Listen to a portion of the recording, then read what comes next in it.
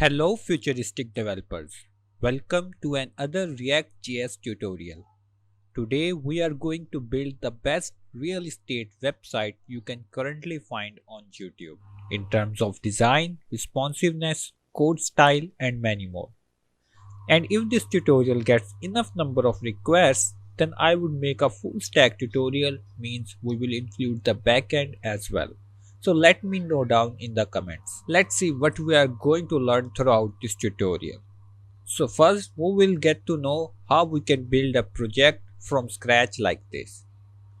We will also enhance our CSS skills by writing pure CSS. You would get to know how you can make the responsive designs that look equally good on the tablet, mobile and desktop screens.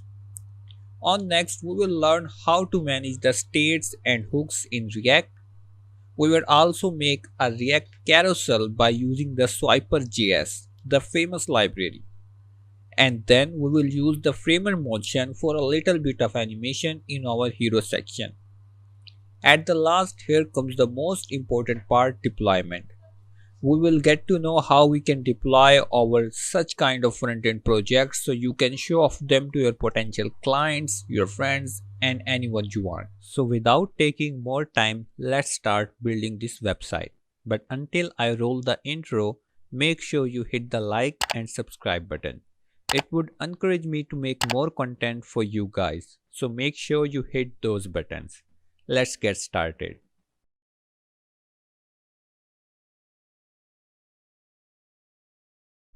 So first thing first, let's see what are the requirements for making this project. The very first thing you have to do is to install a stable version of Node.js in your machine. So here I have written very simple query Node.js download, and on the very first link, here you can download the Windows version of Node.js if you are on Windows. Otherwise on the macOS you can try this one, and on the Linux you can download this one. As I am on the Windows, so I would simply install this one. By clicking on this, the installation would start. But as I have already installed this, so I am just cancelling this.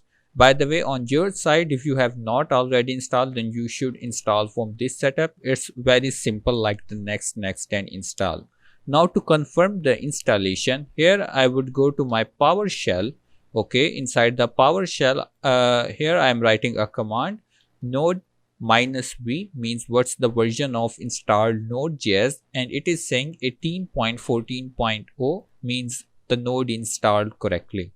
Now the next thing you have to install is the Yarn package manager. You can install by writing npm then I and -g for the global installation flag and write yarn. It would install the Yarn package manager globally on your machine. Okay, as it is already installed, so it did not take so much time on my side, but on your machine for the first time it could take around 1 minute, or maybe less, depends on your internet connection. Okay, now let's close this, and here I am in a blank VS Code directory.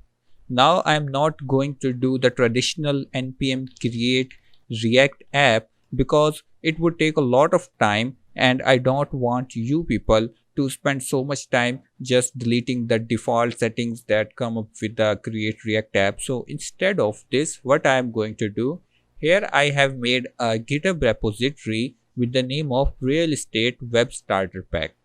Currently it's private, but at the time of publishing this video I would make it as public. So what you have to do, you just have to copy this URL, and then in the terminal write git clone, paste the URL, and then full stop and backslash, hit the enter buttons. The full stop with the backslash would clone this repository directly in this folder. So when I hit the enter button, okay, it's cloning here, and it won't take so much time.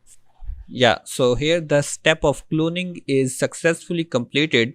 Let's close the terminal by pressing Ctrl+J, and here what comes here just the very basic structure of a React app.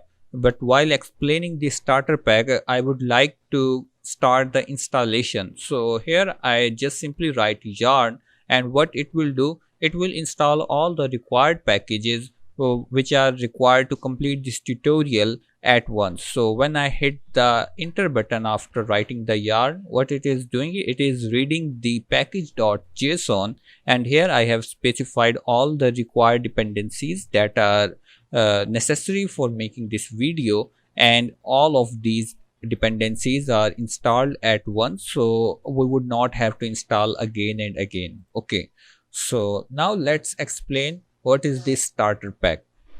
In the starter pack, the first thing you get is the index.html, which is the very basic structure of any website, having the title of real estate and the basic boilerplate, nothing special. And then inside the app.jsx, we are having a very basic React component, which is only saying subscribes and keeps code, and yeah, you definitely do this. Now on the next, we have index.css. In the index.css, what I did, I have defined some variables which are mostly the colors, because by doing so we would not have to write the colors code manually, so it would be faster in the tutorial. And here again, it's a gradient color and it's the shadow of a div, nothing so much. And then this is a very margin 0, padding 0, the basic setup of a page. And similarly, all of these properties I would explain you when we are going to use them in the video. So nothing of them is so much complicated, as you can have an idea. This is just a flex and setting of any div, and similarly all other properties. Now the next step, how we have to start this project. Again, open the terminal by pressing Ctrl+J, and in the terminal, first I am going to clear my terminal, and here write yarn run dev and hit the enter button. So now it is running our Vite server, and here it is saying localhost 5173 port. You see how fast that was, because we are using Vite for this project, which is very you can say much faster than the create react app. So just control and click on this URL, and here our project is successfully running, as it is saying subscribes and keeps code. If I zoom, and this is the same thing that I had written in my app.jsx. If I visit my app.jsx, here it is saying subscribes and keeps code. Okay, the only thing that remain is the utils folder. Inside the utils folder, I have first of all slider.json. As you remember, when I gave the demo of our completed website, there was a carousel. So the data for that carousel is here. It's just simply an array of objects. I would explain it when we are going to use this. And similarly, this is the accordion data, as we are also making an accordion in our website, so it's just simply a starter data. With that being said, let's actually start our tutorial. Let's actually start coding now. Here is the deployed version of our website, and when I look at this website, the first thing that comes in my mind is the font family. So I have to import this font family from the Google Fonts. So I'm going to the Google Fonts, and here I would search for a font whose name is Poppins. So it is basically a very famous font, and here in the Poppins family, okay, I would take it some variants. The first variant should be the 400, regular 400, and then the 500, the 600, and I would also like to take the 700. Okay, so here it has made some code for me. I just have to copy all of this code, and in my index.html, after this meta tag in my index.html, I am pasting this code that is generated by Google Fonts. It's just the link for these fonts. Let's save this. Okay, so now if I again visit the Google Font, here you can see at the end it is saying to use this font you have to specify this CSS rule. The font family equals to Poppins, otherwise sans serif. So it is already enabled, as if I go to index.css, which comes with the starter pack, for all of the divs I have specified font family Poppins already. So you won't have to do this step, but if you are making an other project from the very scratch, then you have to specify this one. Okay, So now yeah, I am saving this and let's see at the results. This is our under development version. If I see this now, the font is enabled as, yeah, this font is exactly same as it is. Okay, now start making the components in our website. So I am closing the Google Fonts, this URL, and there are only two tabs, the under development and the developed version. Cool. So let's close the index.html, and the first step is the app.jsx. Here I am removing this. I am making a div with the class name of app, and here I would say simply app, let's say, and in the src I am making a new folder with the name of components. In the components I am again making a new folder with the name of hero section. So inside the hero, I am making a file with the name of hero.jsx and another file with the name of hero.css. Yes, you are predicting rightly. In one file we are only going to write only the CSS, while in the second one we are going to write the JSX component. But as there is a hero section, so similarly we would also have to make an other folder for the header section. So inside the header again make two files, header.jsx and header.css. Okay, so we are going to start from the very beginning, from the header. So in the header.jsx write rafce for the React fat arrow function, and it's a shortcut that you can make enable by installing an extension, and extension name is ES6. So yeah, by installing this extension you can also enable these type of shortcuts, short snippets. So okay, now let's save this one, and inside the app.jsx, and here instead of simply saying this app, I'm going to import the header. So import header. By the way, it's also giving me auto suggestion, so I can use it, but for the first component I am doing it manually. So from the components go to the header folder, and yeah, import this header.jsx. Now I can write this component like this. Let's save this and see the results in browser. Now it is saying header means the component is imported successfully. Here I am removing this pre-built div, and first of all make a section, and for this section I am giving it a class name of header wrapper, means the h wrapper. Inside this I am making a div with the class name of h container, means the header container, and then the first thing should be the logo. So I am writing the image. By the way, one thing that I forgot to explain, that inside our directory, inside the public folder, I have pasted all the images that are required for this tutorial. They come by default with the starter pack. So when you are cloning the starter pack, it means you are also cloning these images. So from these images, now I am going to use this logo.png. Okay, so you can easily access by just writing a dot and then backslash logo.png, and for its alt I am going to say it as logo, and I would give it a width of 100 pixel. Let's make text a little bit small. Okay, like this. Now after the logo, the second thing should be the menu, like where we are seeing residencies or values, like those things. So for that I am saying header menu. Inside the header menu I would make the 5 links, so a multiply by 5, and let's format this by pressing shift alt f. Okay, there is some kind of mistake. Yeah, now it's good. Okay, by the way, for the href attribute I would specify them at the end of the tutorial.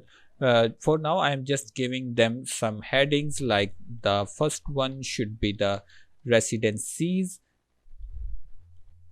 then the second one should be our value. Similarly, the third one is contact us, and then get started. So here I can write the get started, and at the last we should have a button of saying contact. So instead of just simply saying it is a, I would enclose it inside a button tag. Okay, so let's format it again by Shift Alt F, and then for this one I'm giving it a class name of button. Let's save this. Now why I'm doing this, yeah, here you can see I should make it to 100%, but it would be so small. Yeah, here is our total menu, there is our logo, and there is the button. If I go to the developed version, here you can see these are the menu icon, these are the menu items, this is the button of contact, and this is the logo. So we have to give structure like this. For making a structure like this, what I have to do first, I have to make this container as a flexbox. In the developed version, all of these items means all of in the developed version, all of these things are aligned on the center and are aligned with the specific gap between the menu items. So there is a very particular alignment. To achieve that, I have to make the header as a flexbox. So how can I do this? The first thing is I can do this by writing in the header CSS that there is the header container, make it display flex, line item center, and then justify content center. But if I do it again and again for many divs, then it would not make a good impact. So instead of doing this, I can use my index.css. By the way, I forgot, here we should also import the CSS by saying in the relative folder import the header.css. Okay, let's save this. I am removing this one for now. And what could I do here? I'm going to index.css, opening it here, and yeah, here if you see, I have made some classes. The first one is flex center. Whenever you would specify the flex center, what it would do, it would make the display flex with the row gap of 2 rem, content center, item center, and the flex wrap as wrap. So I'm going to use this class here on my container. I would simply say flex center, and then the second thing I could say is as the paddings. So what is the paddings? Similarly, as we have the flex center, we are also having the paddings class. As I want that the padding between all sections should be consistent, so I'm just going to use this padding everywhere in my website, so it won't be inconsistent. Our website would be particularly aligned. Okay, and then the last thing is I would want to specify is the inner width. So let's see what is the inner width. Inner width is the width 100% on the normal screen sizes, but when it goes to the very huge screens like the more than 1500 pixels, then it is saying the inner width should be maximum of 1280 pixels and the margin auto. And similar case is for the paddings. Okay, so let's focus on the inner width right now. As you know, the current screen has a huge width on which we are currently seeing the tutorial. So our website is aligned and consistent between the screen, means in the very center of screen. It is not spanning towards the end of the screens. Like if I am on a small screen, then it is automatically adjusting its size to the end of the screens. But when I'm on a very large width, then it is in the center of screen for making its design consistency. So for achieving this effect, what I did, I have used this inner width. So it would take control of the width. I have specified it here. Now let's save this. Also, I'm going to header.css and I am targeting hrepper. For its background color, I would like to use our variable black one, like this one. Okay, yeah, let's save this. And see here you can see it is consistent, and we are not able to see anything right now, but we can fix this by writing very simple thing that the color of the text should be white inside the header. So now, yeah, everything is visible. Okay, the second thing I would want to do here for the H menu, as it is the line item and justify center, so there is no gap between the items, but we want the gap, not the menu but the container.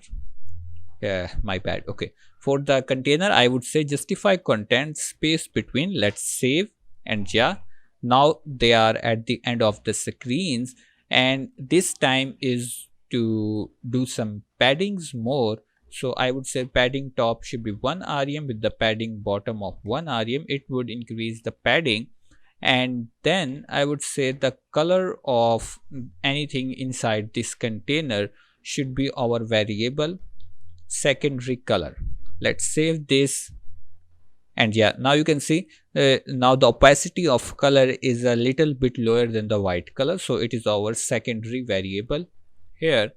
Okay, the next thing I would do is to target our H menu, and for this menu I am saying the gap between the items should be 2 rem.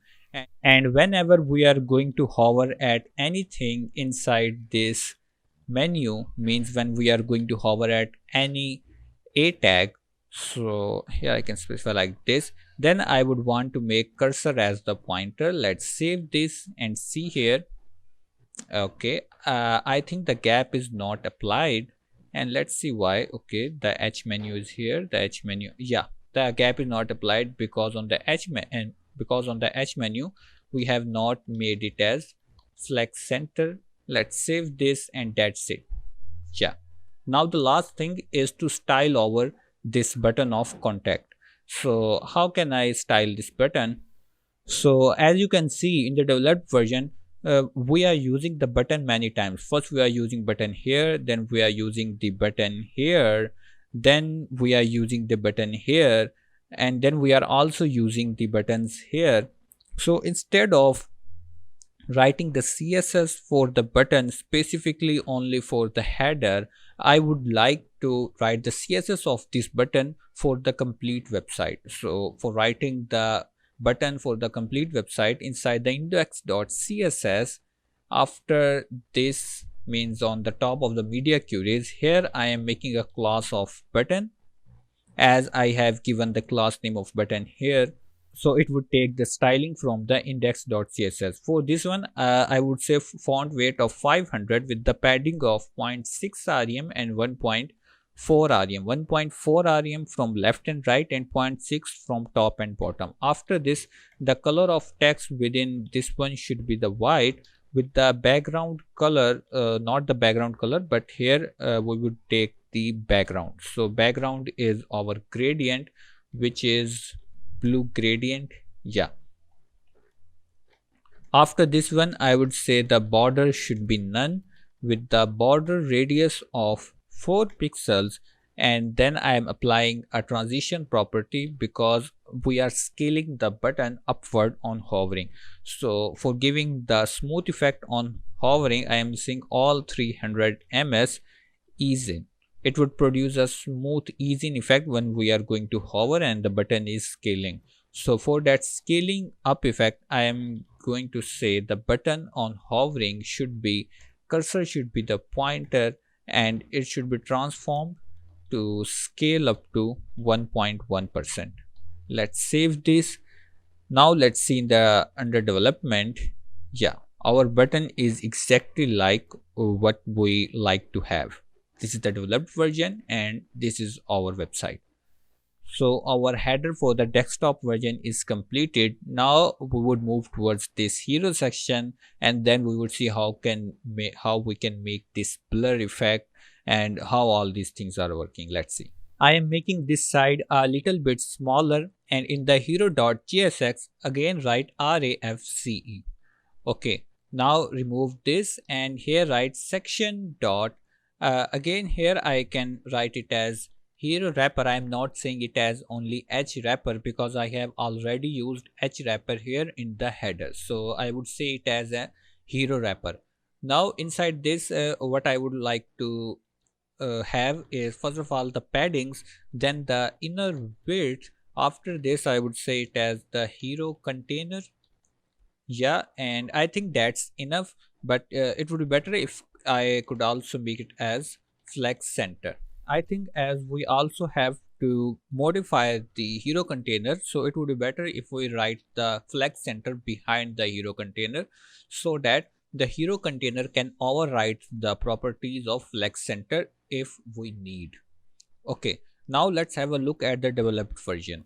In the developed version, we can easily identify that there are two parts of the hero section. The first one, the left, and then the right one. In the right we are simply having an image, while on the left we are having many things like the title, then description, a search box, and these numbers that are actually moving. If I refresh, here you can see these numbers are actually moving.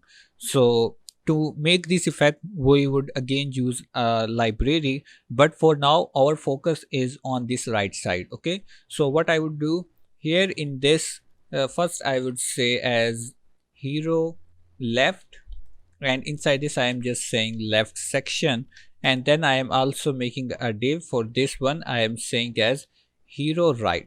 Okay, now let's see what could we do in the hero right. First of all, for this I would make it as flex center, so everything would be align item center and justify content center by default. And then I'm making a div for which I am giving a class name of image container.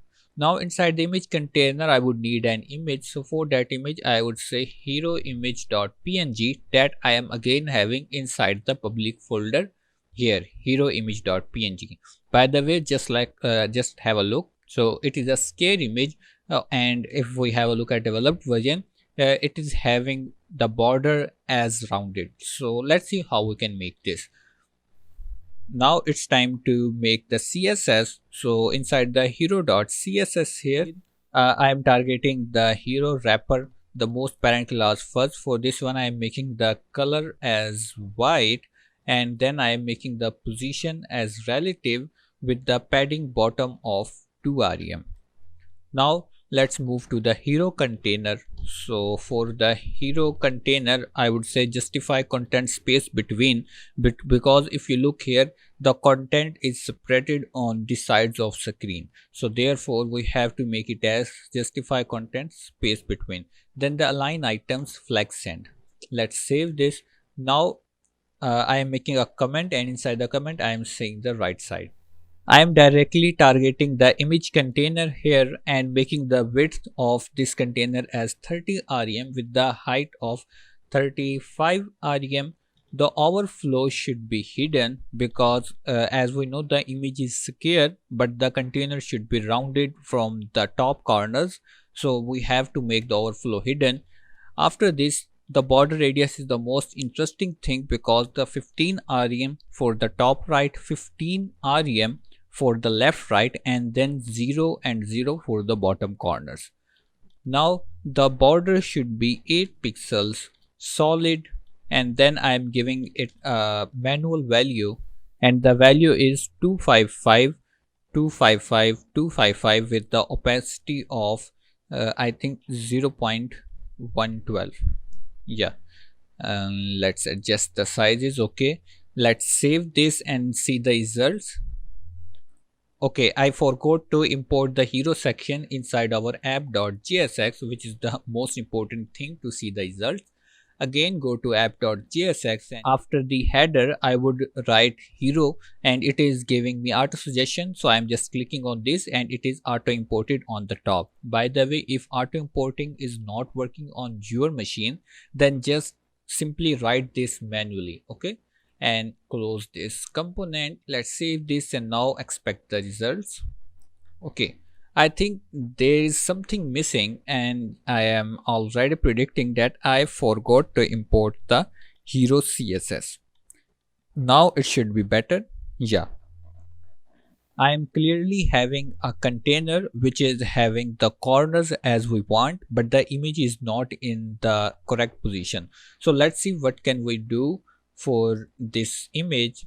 Here I am writing a style that inside the image container I am having an image. As you can see, this is the image container, and here I am having the image. So I'm targeting this image, making the width 100% and the height 100% of the parent container. Now it should work. Yeah, now this is exactly what we want. But again, the very important thing that we are missing is the background color of our hero section.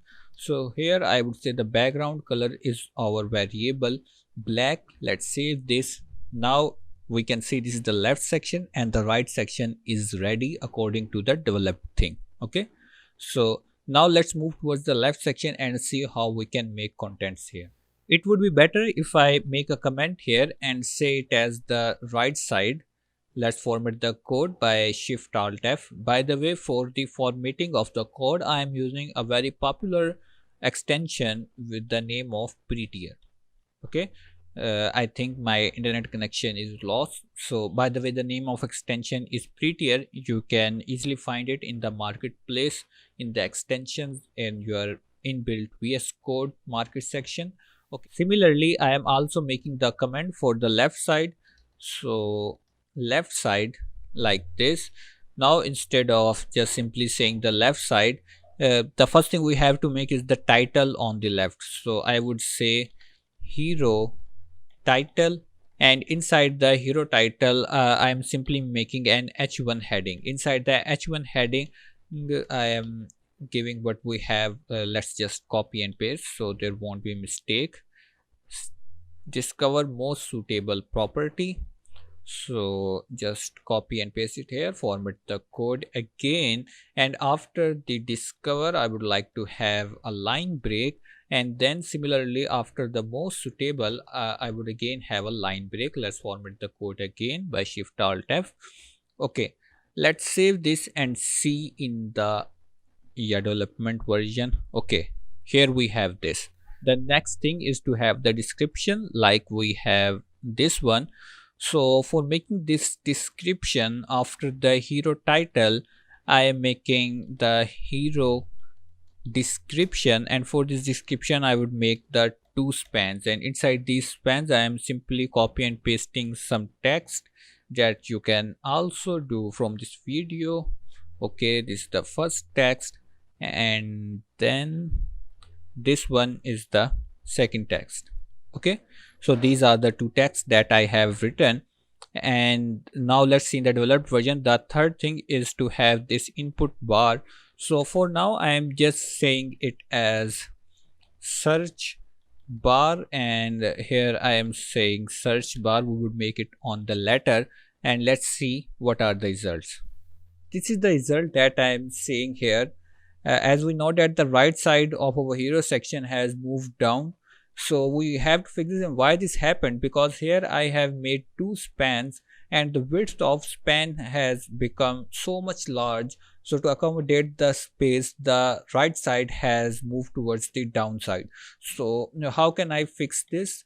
Okay, in the code, what if I make this description as flex call and then start, means the flex with the direction of column and the justify content at center. If I move towards index.css and let's see, yeah, here is the flex call sent. Here the flex call start means the display flex direction column justify content center and line item start. So before my mistake, not the justify content start but the line items at the start.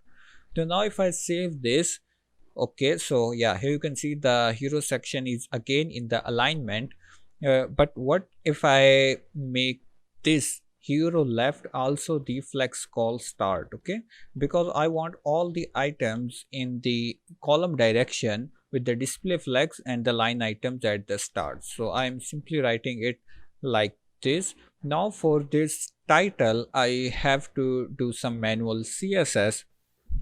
So on the top of this right side here, now I am saying the left side, and for this left side I am writing the hero left. For first thing I am making the gap of 3 rem between all the elements. Now I am targeting the title, and for the title I am making the position relative with the z index of 1. Why I am doing so? Because if I have a look at the developed version, you can see I have a orange div, means the orange circle in the background of the title. So I'm going to make this position absolute relative to this title. Therefore I have declared the position as relative for the hero title, but we would see later how we are going to make this circle. First let's style the title, means the h1 heading. So in the hero title I have an h1 heading. For that, make the font weight of 600 with the font size of 3.8 rem and the line height of 4 rem.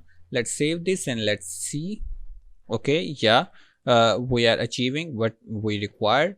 And now I'm going to make that orange circle. So here I'm making a div, giving it a class name of orange circle, and let's make it self closing div like this. Okay, here now I'm going to style this. So for the orange circle like this, make the height of 4 rem, width of 4 rem. Let's make the font bigger, yeah, like this. And then I'm giving it a background. So for the background, again I am using my variable with the orange gradient like this, with the border radius of 999 pixel. You can also use the 100%. So the position absolute, let's save this. And I think it's not applied. Let's see. Okay, here is the orange circle. Is there anything that I have missed here? Yeah, the spelling is not correct. Here I have to make the R, and now here I am having this circle. Okay, so yeah, the alignment is not correct for position. For making the position correct, I am giving the right as 28%, and then with the top of I think minus 10%. Let's save this and see. Okay, now it's in correct position, but still there is something wrong with the index. So I am giving it a z index of -1 here, and for my title I have given the z index of 1. So now it should be behind the title. Yeah, now our title is in the most correct form as we have here. So similarly we are having here. Within this search bar, the first thing that we want is a location icon. So here I am importing the HI location marker from the React icons. I have to import it manually, and then I am giving it a color of our variable blue. Yes, we can use our CSS variable inside our JSX, and then I am giving it a size of 25 pixels. Now as I have to import this, so just copy this name, and on the very top I would write import this icon from React icons and from the HI directory. Let's save this and see. Yeah, the icon is successfully imported. If I have a look at the developed version, I have an icon, then I am having an input, and then I am having this button. So let's complete all these requirements. The icon is imported. The second thing should be the input, yeah, with the type text. And now I am making a button with the class name of button, and inside this I am just simply saying search. Let's see our version. Here I have, it's time to style the search bar. Okay, so after this orange circle, here I am saying our search bar.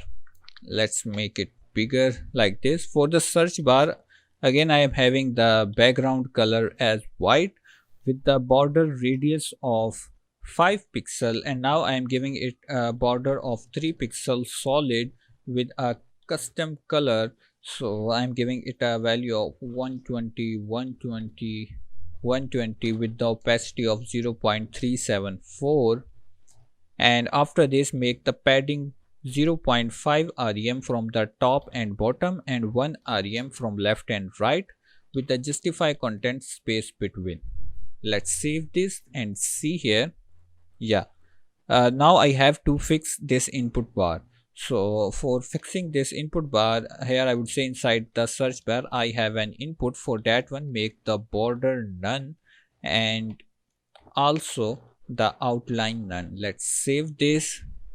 Yeah, now it's looking good, but what I am feeling that there is something missing, which is the alignment of this search bar.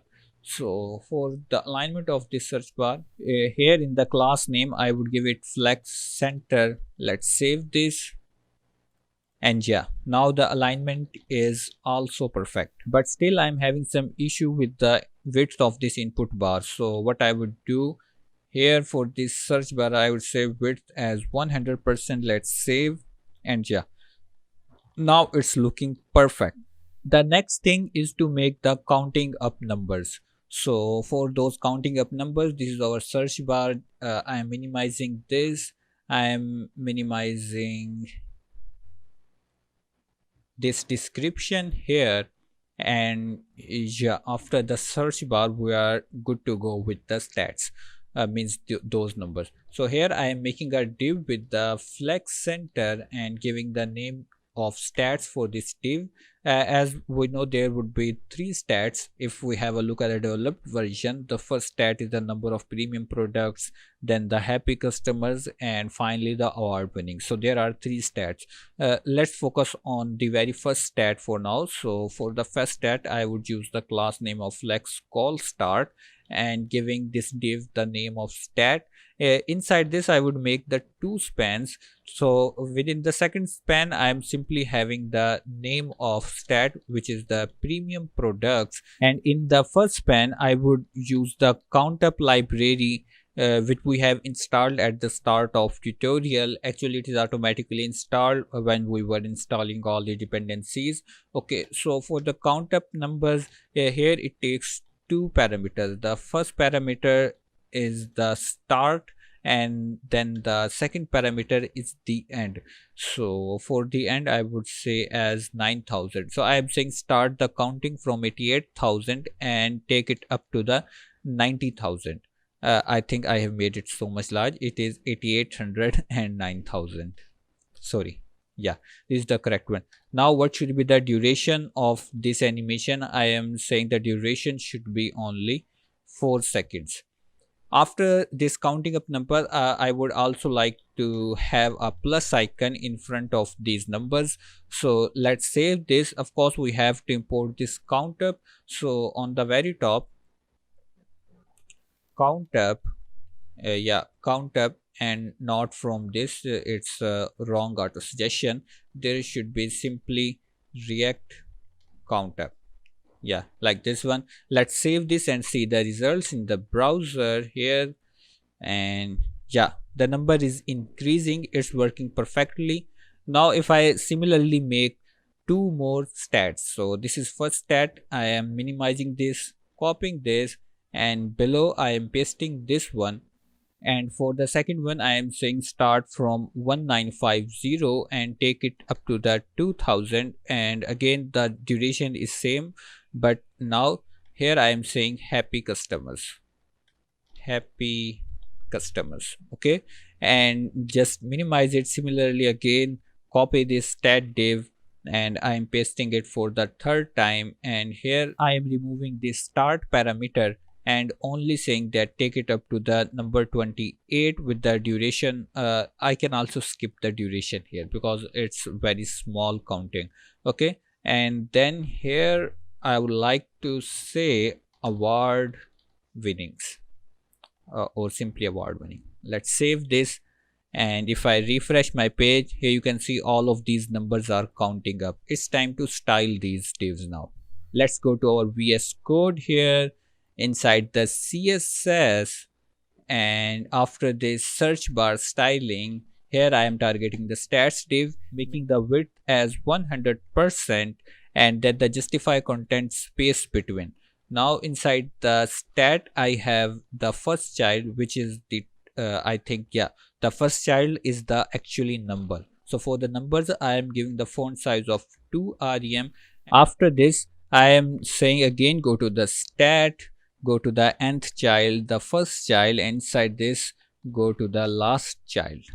So what I am basically targeting here, if I have a look at the JSX, this is the stat. Inside the stat I have this span as the first child, and then this plus one, only the plus is the last child. Okay, so I am ultimately I am targeting this plus sign here. So what I am saying, for this plus sign simply make its color as orange. Let's save this. Now see these numbers, they are looking very perfect, but the spacing is something which is not very good. Okay, so let's see what we have messed up here. Where are these spans? Okay, this is the hero description, then search bar. Okay, this is our first stat. Okay, here I would like to give it a class name of secondary text that we have made in our index.css. Here if I have a look at secondary text, it is having the font size of 0.9 rem with this color, a type of gray color with less opacity. Okay, so just copy this class name, and inside the second span again I am using it here, and then for the third one I am using it here. Let's save this. And yeah, still it is having some problem with the alignment of the number and this description. So what could I do more? If instead of having this flex call start, if I use flex call center, then it should fix our problem. Yeah, it is fixing our problem. So I'm copying this, and then here I am pasting this, and on the third one again I am pasting this. Let's save this. Now everything is up to the mark, and our hero section is almost completed, but still this description have to be styled. Okay, if I have a look at a developed version, this is also the secondary text. So let's go to the description. This is our hero description, and for both of these I could say here as secondary text. Just copy this, and for the second span simply paste it. Let's save and have a look here, refresh. Yeah, now everything is looking perfect. The only thing is remaining is to add this white gradient behind the hero section and this header. So let's see how we can do this. For doing this, I am going to my app.jsx, and here I am making a div. Okay, now the header and hero should be enclosed under this div. So why I am doing so? Because if we have a look at the developed version, you can see the blur is the gradient is spanned between the hero section and the header. So we have to make an alignment that is common between the header and between the hero section.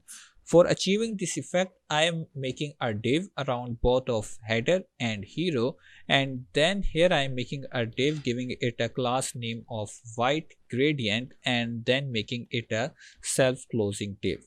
The next thing that can I do, inside the hero.css I am going to very top and removing the background color from here, and similarly for the index.css I am removing the background color for here. Then I'm closing all the things here. Inside the src I'm making a new file with the name of app.css. okay, I'm targeting app as the first, so you can say the most parent element, making the position relative and overflow acts as clip for this. Okay, now what I'm saying inside the app I have its nth child 1. So when I'm saying the first child, it means I'm targeting this div that we have made as a wrapper around the header, hero and this white gradient. Now for this common, I am making the background as our variable black like this, and then again the position relative. Let's see the results of doing this. Okay, so still there are no results because we have not imported the app.css. It's my bad, I always forget to import the css in the relative JSX. So now it should be okay. Yeah, now it's looking same as the previous one. The next thing I have to do, I have to style this white gradient. So here I am writing the white gradient. For this one, make the position absolute with the width of 20 rem, height of 20 rem, and now I am giving it a background color, not the background color but only the background, because these actually the color would also work if it's not a gradient, but mostly I prefer giving the background, not the background color, because I am mostly using the gradients in many of my projects. Okay, then this is the important property of filter with the blur value of 100 pixel. This is the thing that would make it as a gradient. If I uncomment this and see the results here, so here is the result without giving the property of filter. It is looking like this one. And now if I enable this filter property with the blur value of 100 pixels, now it is looking like this. I would also want to give it some border radius. So although it's not making too much difference, but it's always good to give a border radius. Okay, so now it is exactly looking like our developed version. Everything is in its correct position. The next thing we have to do is to enable the logos of different companies. As we have in the developed version, we have the 4 logo. So let's see how we can make such type of logos here in our version. So actually it's very easy to make this inside the components. I am simply making a folder with the name of companies. Inside the companies, make a JSX for this one. So companies.jsx and then a CSS, companies dot CSS, like this. Open them side by side, and inside the JSX write RFCE. Okay, import its CSS here. So import, from the relative companies.css, like this. And now we have to import this companies component inside the app.jsx. So after this div, here I am importing companies. So here it is giving me an auto suggestion. I am accepting this auto suggestion. Let's save this and see the results. Here it is saying companies, means the component is successfully imported. Okay, again go back to the companies, and instead of this default text, I am making a section with the class name of companies wrapper, C wrapper, and then I am making a div giving it default paddings with some inner width like this, and then flex center, and C container means the company's container. Okay, now inside these companies container, I am simply pasting 4 images. You can do this from this video. All of these images again coming from the public folder which is here. So I am importing these 4 images one by one. Let's format the code. Let's save this and see the results. So here these are the 4 logos. Now we have to style this. It's only the container. For the container, make justify content space around. Okay, space around like this with the gap of 1 rem, and then I am again targeting the images inside this container and making the width of each logo as 9 rem. Let's save this, and here we are done. This is the total logo section, means this is the total company's component. It's exactly looking like our developed version. So this is completed. Now let's move towards our next section, which is this carousel. Actually here we have used the Swiper.js for making these custom buttons, for making this custom behavior of the cards that are embedded in the carousel. So this is very interesting component to see that how we can build this. Let's start the building of this component.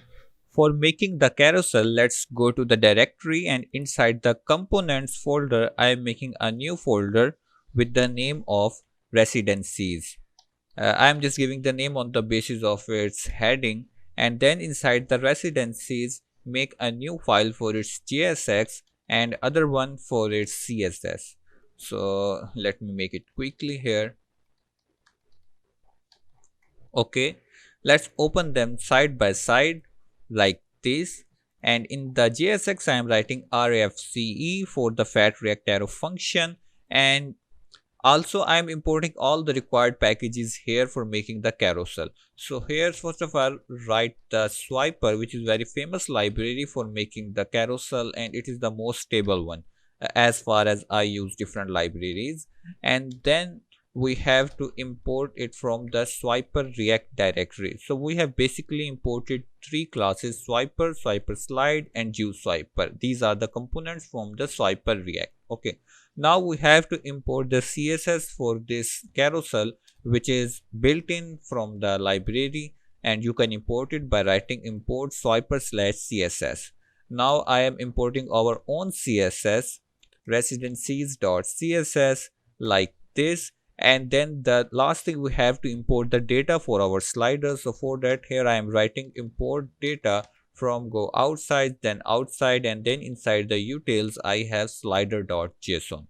If you remember, the slider.json comes with the starter pack. Here inside the utils I have the slider.json. If I open it, you will see it's a simple array. and it's an array of objects. Let's try to map these objects on our developed version so we can have more understanding about this data. So first of all, we are having the name of the property and then the price. Now let's open our developed version. Here you can see we have the name of property and the price of that property. Then I am having the detail and the image. Image is basically the path where it lies. If I open the public folder, here you can see I have r1.png r2, so I am specifying that path in the image. So similarly, I have the second property 3 4 5 6, and if I have a developed version, here you can see I have 4 5 and 6 properties that are mapped according to this data. So therefore I am importing this data inside my component. And now let's remove this pre-built section and here write the section dot r wrapper, and inside this I am simply writing residencies like this. Let's save this and try to import it in our app.jsx. In the app.jsx, after companies, here I am writing residencies and it is giving me auto suggestion, which is I am importing. Again, if it is not working on your VS Code, sometime it doesn't work because of some slow machines and maybe other causes. So you can import it manually by writing this line. Okay, let's save this and see our development version. Here comes the residencies, means the component is imported successfully. Now let's get back to the JSX. Remove this dummy text of residencies and I am making a div with the class name of paddings to apply the default paddings with the inner width to make it center on the huge widths, and then the parent name of our container, means the residencies container. The first thing I am going to make is the head. So for the head I am writing our head, and I would also like to give it flex all start to make the headings in the column direction and with the align items at the start. Okay, so why I'm doing so, if I look at the developed version, here you can see in the heading I have two spans, the best choices and the popular residencies. I have made them in a column direction and also to start them from the start of flex. Therefore I have written this class name. Okay, said let's make the two spans inside it. The first span is saying best choices and the second span is saying popular residencies. Okay, let's format the code by pressing Shift Alt F. Let's save this and try to write the CSS for this section. So here I am targeting the R head. Inside this I am only a very simple styling of margin bottom to rem. Let's save this and see the results in the development version. Yeah, here I have the two texts. Let's give these spans some class names to apply some stylings on them. So here I am giving a class name of orange text. If you look at the index.css, here I have a pre-written orange text class which is doing nothing but giving the color of orange and the font size of 1.5 rem with the font weight of 600. Now similarly I am going to give the class name of primary text, which is also a pre-written class in the index.css with this color code, the font weight of bold and the font size of 2 rem. Let's save this and see the results. Yes, both of the spans are styled now. Let's make the carousel. So for making the carousel, after this head, here I am using the swiper component, and inside the swiper component I would map through the data. So to iterate through the data we have imported, I would use the JavaScript. So data dot map, and while mapping I am saying each object in the array as card, I as its index number, and then what it should return, it should return a swiper slide. Yeah, and inside the swiper slide I am making a div with the class name of residency card. Okay, so as we have used the I, and in the JavaScript when you are mapping, so it's important to give a unique key to each children.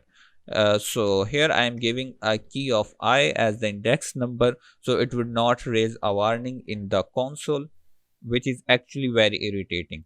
Now if I look at the developed version, here the first thing in the card of a residency, we have the image of that residency and then the price. So let's clear these two things first. So inside the card I would say make an image, and for the source of this image use the card.image. As we have in the slider.json, we have the image attribute, so I am using that attribute here, and for salt attribute I am simply giving this home image. Okay, and then to make the price I am making a span with the class name of secondary text and r price. Okay, inside the r price I am making two spans. Now inside the first span simply make the dollar sign, while in the second span use the car.price. Yeah, let's save this and see the results. Now in the development version, here I have the image, here I am having the price of the residency, and they are actually sliding like a carousel. Means our component is working fine. The only thing remaining is to style our cards. For this dollar sign I would like to give it a style of very simple color, make the orange. Let's save this, also format the code. Next thing is to display the name. So for displaying the name I am using the card.name, and also we can use the pre-built class here. So here I am using the primary text. Let's copy and paste this, and for the second one I am using the detail, card.detail, and for this one I am using the secondary text class name. Let's save this and see if everything is rendering. Yeah, everything is rendering. Let's move to the CSS part now. I am targeting the R card, and inside the R card giving the gap of 0.6 rem.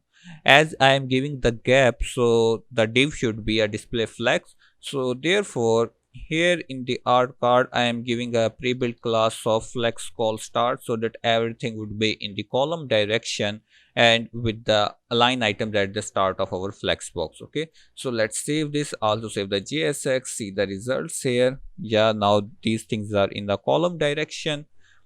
The next thing I would like to give is the padding of 1 rem with the border radius of 10 pixels to the most parent div of the card, with the maximum width is maximum content, and the margin should be auto, so that slides can be aligned center if the screen are relatively small. And the last thing is to apply the transition. So for the transition I am saying on all type of movements make the duration of 300 ms with the type of ease in animation. Let's save this and see. Okay, still now we don't have much to see the changes because we have not directly changed anything inside the card yet. We are just changing the properties of its parent div. Okay, now actually try to target the elements inside the card. So inside the card I am targeting the image. For the image making the width 100% of the parent div with the maximum width that a card can attain as the 15 rem. Let's save this, and yeah, now it's looking very good. After this I am targeting the second child inside our card. So here I will write the nth child 2, and what is our nth child 2? If I have a look here, the second child is this one, the price div. So for the price div I am saying make the font size of 1.2 rem and a font weight of 600. Let's save this, and yeah, our price is now looking good. Similarly I am going to target the third child inside our R card. So here I am copying and pasting, changing 2 to 3 and making the font size of 1.5 rem. Now similarly target the fourth child. So for the fourth child again copy and paste like this. By the way, third child is this one, the name of our card, and the fourth child is the detail. Okay, so now for the fourth child again I am making the font size of 0.7 rem with the width of 15 rem. Let's save this and see the results. Here we are. If I have a look at the developed version, our card is almost in a perfect shape as we have here.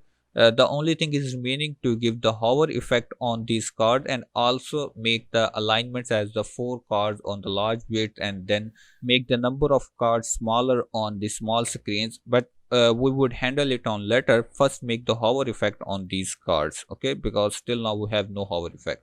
So for making the hover effect, here I am targeting again the R card, and I am saying on hover any of it make the scaling about 1.025%, with the cursor as pointer. Then the background color. The background color is the most important thing to notice here, as I am to give a linear gradient color here like this one. You can copy and paste by pausing this video. And then I'm giving a box shadow. For the box shadow, you can repeat this step by copy and pasting and pausing this video. I am writing it directly to save the time. So this is our background gradient color and this is our box shadow on hovering the card. Let's save this and see if it is applied or not. Yes, our cards are giving a beautiful hover effect. But there is a problem that I am noticing here. Look at the developed version first. When I am hovering, the shadow behind this card is looking perfect. But on our development version, I am not able to see the shadow. Why I am not able to see the shadow? Because our div is restricting the overflow. This is the class which is built in the swiper and it is restricting our shadow property. So we have to modify a built-in class. So here, after our hover effect, I would say the swiper horizontal container should make the overflow as visible. Let's save this, and now yes, our shadow is visible behind the card. Similarly, you can inspect any other classes in any pre-built library and you can modify that library according to your needs, as I just did. Okay, so the next thing is to make the number of slides correct on the large screens and similarly for the small screens.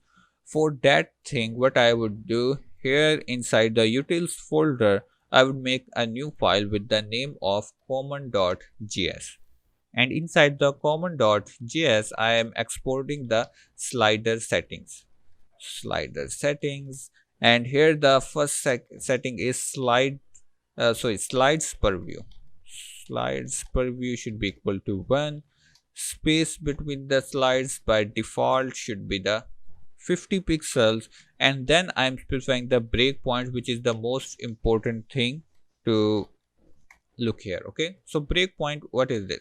Now I'm going to specify the width of different screens, and I would say on that type of screen show this number of slides, and then on the other type of screen show other number of slides. So first of all, I am targeting smaller screens like the 480 pixels. On the maximum width of 480 pixels, show the slides per view up to 1. Then the next thing, okay, we should have put a comma here, and then for the 600 pixels, make the slides per view as the 2. Similarly, for the 750, slides per view should be 3 on maximum 750, and then on the 1100 pixels, make the slides per view as 4. Let's save this. Now I am going to import this in the residencies.jsx. Again, on the very top here, I would write slider settings, and it is giving me auto suggestion, so I am accepting this. And yeah, here the path is correct, so I hope that it would work perfectly. Okay, now in the swiper, I am saying just destructure our slider settings. So all of these things that we have specified in the slider settings would be destructured as the props in the parent component. Let's save this and see the results. Okay, we should refresh the page, and yeah, here we are having the 4 number of slides in the center of our screen. But there is a problem because we are allowing the overflow, therefore we are able to see the slides that should not be in the view, like this one. And now this is the most left side and the most right side slide should not be in the view. So for fixing this problem, what I would do here, on the very top, I would say our container, that is our most parent div, and for that one make the overflow as hidden. Let's save this and now see. Yeah, now it's looking perfect. The next thing is to make the buttons like we have in a developed version. We have 2 buttons, so let's see how we can make them. For making these buttons, here in the most parent component, before rendering our slides, Here I am making a component as slider buttons. Okay, now I am going to make this component because we have to define it. So as slider buttons, making it as a JSX component, and yeah, the JSX component should return something. So here it is returning div with the class name of residencies buttons, and here just say it as R buttons. Now what this component is going to do, here it is going to use the useSwiper hook which comes with the Swiper.js. As you remember, on the very top we have imported the useSwiper hook, so now we are going to use this. Here I am writing the cause swiper as the useSwiper hook. Now inside the R buttons, instead of rendering this dummy text, here I am making two buttons. So buttons multiply by 2. In the first button, I am going to use the symbol of less than, and similarly for the second button I am going to use the simple symbol of let's format the code by pressing Shift Alt F. Now save this and see the results. Here are the results, and here I am having the two buttons, but these buttons are not actually working because we have not written the logic yet. So for writing the logic, it's very simple. For the less than, I am saying on click it has to execute a function, and this function writes swiper dot slide to previous slide, and similarly I am copying this logic and pasting it here like this, and now instead of slide prev, I am saying as slide next, and there is an error. Let me see. Okay, I have to enclose it like this. Let's save and see. Now if I click on the next button, our slides are actually moving, and similarly for the previous button. Let's style these buttons now. Okay, so for the styling I am again opening my residencies.css. Here I am targeting the R buttons, and yeah, let me know. Okay, there should be R buttons. Let's save this. Inside the R button, first of all I am going to make it as position absolute. As I am making it position absolute, so its parent div should be position relative. As we know, the parent div of our slider buttons is this R container, this one. So let's go to the R container, and here I am making the position relative. Let's save this. Let's get back to our R buttons now, and for this one I am making the gap of 1 rem. As I am giving the gap of 1 rem, so I should make these buttons as the display flex. So for making the display flex, here I am saying flex center. Okay, the next thing we have to do is specify its position. So I am saying from the top it should be -4 rem. Let's save and see the results in browser. Okay, so here are our two buttons, but they are on the very left side. But on contrary to that, we have to make them on the right side. Let's save this. Yeah, now they are at least in their proper position but not styled. For making them fancy, again I am targeting the R button. Inside the R buttons I am having some buttons. So for them, make the font size as 1.2 rem with the padding of 0.2 rem and the 0.8 rem. Now the color should be blue. Yeah, like this one. Then the border should be none, and I am also giving a border radius of 5 pixels. With the background color of these buttons should be white. The cursor is pointer. It's very basic styling that we mostly do for any kind of buttons. Let's save this and see here. Here I am having these two buttons, but because of no shadow and no background color, we are not seeing them as we want, as we have in a developed version. I would target the first button inside our R buttons, and for the first button I'm changing its background color. So what I am giving as a background color, here you can copy and paste this code like this one, and then I am targeting the second button. So nth child 2, and for that one I am specifying a box shadow. You can copy and paste this value again. I am doing it directly to save the time. Okay, let's save this and see in our browser what happened. Yeah, now these buttons are in the most correct form. So our slider component is completed now.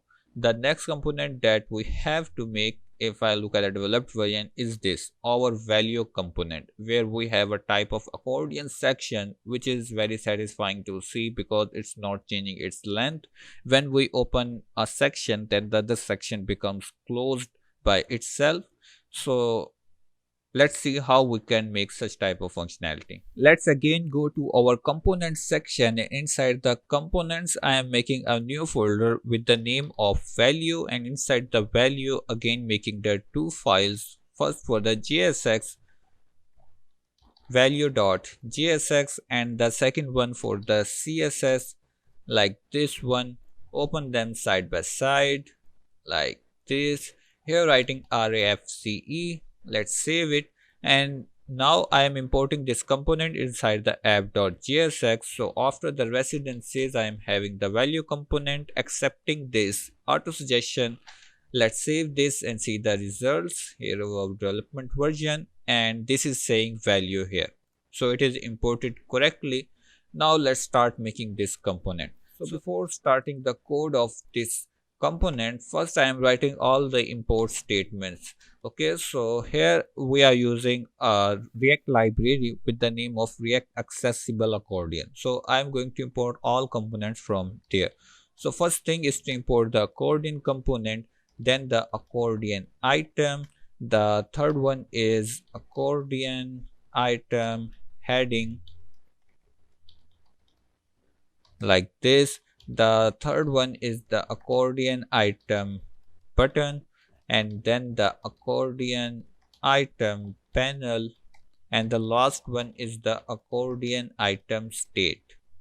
Okay, so we have to import all of these things from the React Accessible Accordion. Here it is giving me an auto suggestion, and then we have to import the CSS, which comes pre-built with this library. So you can import this by writing this line of code. Now I am going to import an icon from our React Icons MD, and the icon name is MD outline arrow dropdown and MD directory. Okay, and then the last thing I have to import is its CSS of our value.css.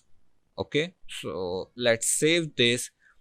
And now if I look at the utils folder, here inside the utils I have the accordion.jsx that comes with the starter pack. So what is this accordion.jsx? It is nothing but, as we have the slider.json, we have all the raw data for making the slider. Similarly, we have all the raw data. So here I am having an array of objects. So in each object I am having an icon that I have imported from the React Icons, then the heading, and the third one is the detail. Let's try to map this on our developed version.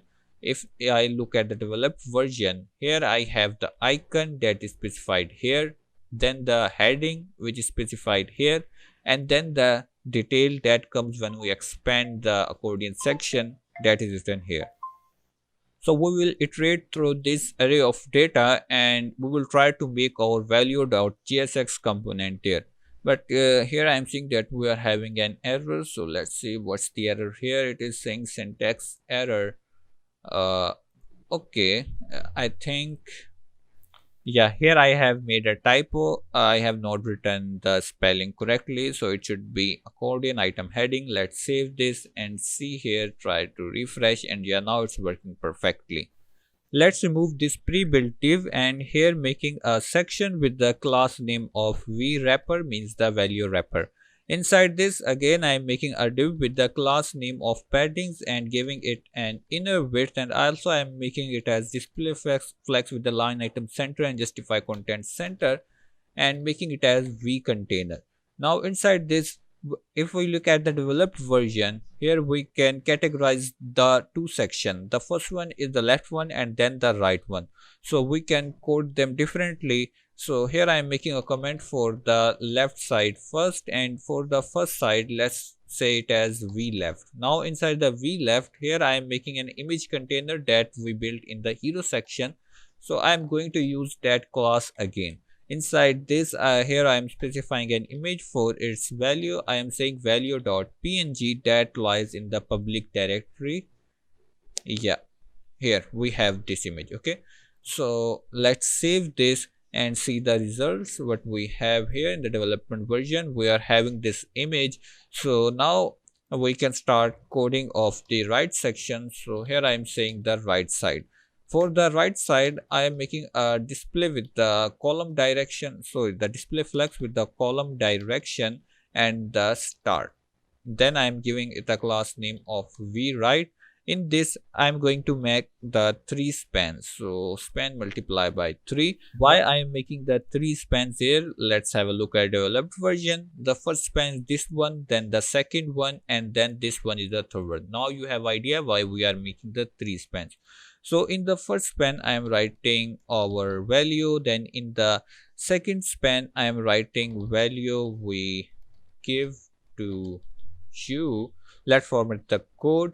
And in the third span, I am just copy and pasting some text. So you can also do this.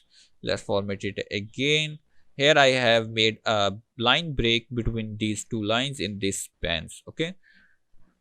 Let's save this, and for the first span, I am giving a class name of orange text again. Then for the second span, I am giving a class name of primary text, and similarly for the third span, I am giving a class name of secondary text.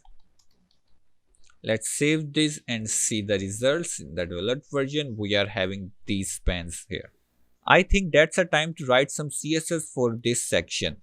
So for writing some CSS, here in the value.css, I am targeting the v container, and I am saying inside the v container, I have an image container. For that specific image container, make the border as 8 pixels solid and this RGB value. Then I am saying inside the v container, I have divs. So what are these divs? These two divs are the left side, this one, and the right side, this one. So I'm targeting these two divs and saying for both of them, make the width equal. Means now we can also say width 50%, and as we are using flexbox, so we can also say it as flex1. So both would have the equal width. Now for the VWrite section specifically, I am making the gap of 0.5 rem between all of its elements. Let's save this, and yeah, now this is looking in a very correct format with the correct CSS. It's time to make our accordion section. So for the accordion section, again in the right side, after this span, here I am making the accordion section. Let's make the text little bit smaller. And then I am making the most parent accordion, and for that accordion I have to specify some settings. Okay, so these settings are just the props that we can pass to this library. So the first prop is allow multiple expanded equal to false. So it would make sure that at a single time only a single section would be expanded. So then it is also accepting pre-expanded. So I am saying the 0th index section should be extended as a pre-extended. And now it's time to iterate through our data. By the way, before iterating, I would also want to give it a class name. So for the class name, we can say it as accordion. Okay. Then inside this, here I'm writing some pure JavaScript. So data.map, as we have included or not data. Yeah, still we have not included the data. So we can include this data by writing import data from go outside, then go outside inside the utils, and then inside the accordion. Let's see in the accordion. Yeah, let's save this, and then here while we are mapping, I am saying for each accordion item along with its index number, return some JSX. So while returning some JSX, the parent section should be accordion item, and I am giving it a class name. So why it's giving me an error on sync accordion item? Let's see, it is saying me JSX closing tag for accordion. Okay, so the problem was here I made a symbol by mistake. So yes, now I can make my accordion item. Let's close. And for each accordion item, write the class name. So the class name should be accordion item. I am giving very simple class name, so we should not be confused while writing the CSS. Okay, now inside this accordion item, first thing is to make the accordion item heading. Okay, format the code again and have a look at the developed version. What we have in the heading? Okay, it's again giving me an error. Let's save this again. Now the error is gone. Okay, let's see it on later. So on the heading we have three things. The first one is the icon, the second one is the heading, and the third one is this arrow icon. Let's make them one by one. So in the accordion item heading, I want all of these things should work as a button. Therefore, I am directly targeting accordion item button inside the accordion item heading. And for this one here, I am making a div with the class name of flex center and also giving a name of icon. So here we can write item dot icon like this, as we have inside the accordion.jsx. You can see we have the icon, so I'm giving it here. And let's save this. Also this is necessary that we should give a key to the children, so I am giving key as index, and UUID, which is necessary for this accordion section. So for this accordion section I am giving UUID as the index number. So why we need this ID? Because when we are specifying the pre-expanded indexes, then it is considering these IDs. After making the icon, here I am making span with the class name of primary text, and inside this span I am saying item dot heading like this. Now the last thing is again the icon, so again giving the flex center with the class name of icon. And now I am using our imported icon MD outline arrow drop down and giving it a size of 20 pixels like this. Let's save this and now see the results here. Okay, so here I have these headings, but the expanded detail is not included. So let's include the detail. After the heading, here we can make the accordion item and panel. Inside the panel, I am making a p tag with the class name of secondary text, and inside this I am making the item dot detail. Let's save this and see. Yeah, now I am having details also, and the functionality is done. The last thing is remaining is to make the styling for this section. Let's move to the CSS part now. So below this right section here, I would say for my accordion section, I would want margin top as 2 rem and the border none. The next thing I would want is the accordion item should have a background color of white, and the border is, I am just copy and pasting the border value. Okay, so just copy this, paste this, let's save this and see here. Yeah, so the border is applied and it is having background color or not. Let me see here. Okay, this is the accordion item, this is the accordion item. If I give it a background color of red, let's see. Yeah, it is taking the changes, so it's working fine. Next thing I would want is to give a border radius of 8 pixels to make it according to our developed version, and the overflow as hidden. So yeah, I am making too much typos in this section, and the margin bottom of 20 pixels. Let's save this. Now our each section of accordion is having some distance because we have specified the margin bottom, and it is also having all the CSS that we have specified here, means it is having rounded borders, overflow hidden. Let's continue the styling. So on the next I would want to style the accordion button. Let's confirm whether we have given the name or not. So yeah, we have not given this name, so here I can say as accordion button. Let's save this.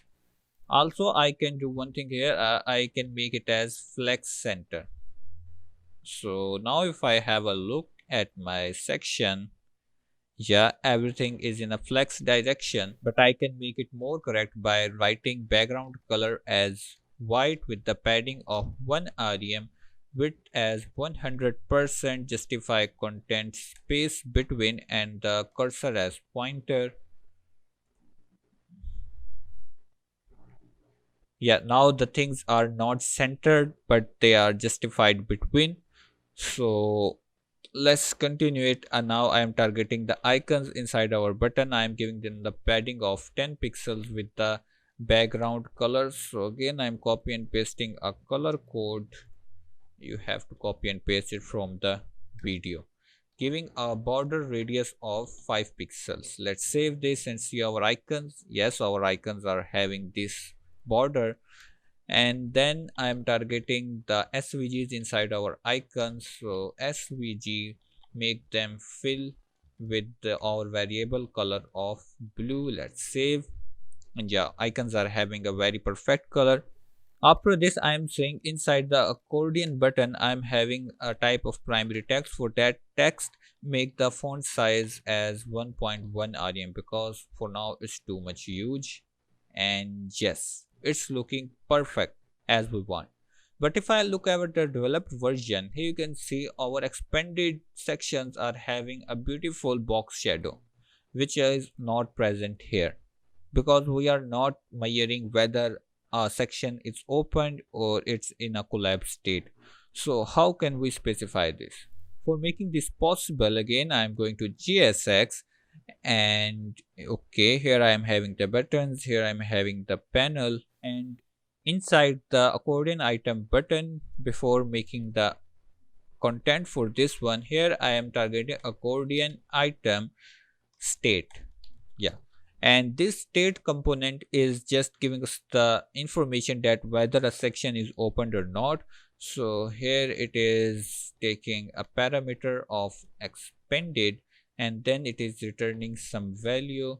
So I am saying expanded. If expanded, then set class name as expanded. Otherwise, set the class name as collapsed, or you can say non-expanded, anything you want. So I'm saying collapsed. Let's format the code, and we have to make a use state. For making the use state, on the very top I'm saying const class name set class name equal to use state. Let's import the use state from the React, make it as null. And in the accordion item, the most parent, instead of writing it in the double quotation marks, I am enclosing it inside the backticks and then inside the curly braces. Now while we are specifying the accordion item, we can also specifying the class name.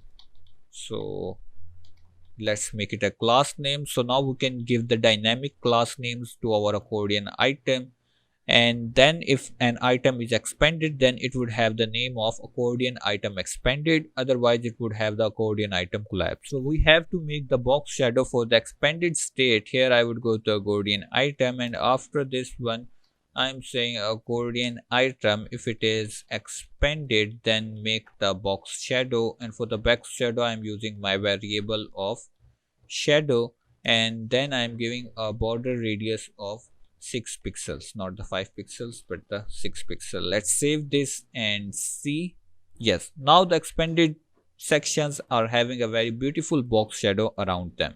So our value section is also completed. Now let's see our next section in the developed version, which is this one, contact section. And it is very interesting because here we are having the hovering effect divs, and they are very satisfying to see. Let's see how can we make this section. Close all of these extra files here, and also I'm just closing all the files here. Now go to our directory inside the components. Sorry, close inside the components, making a new folder, and for this one giving a name of contact, not the contact. And then inside this again make the two files. The first one contact.jsx and the second one contact.css.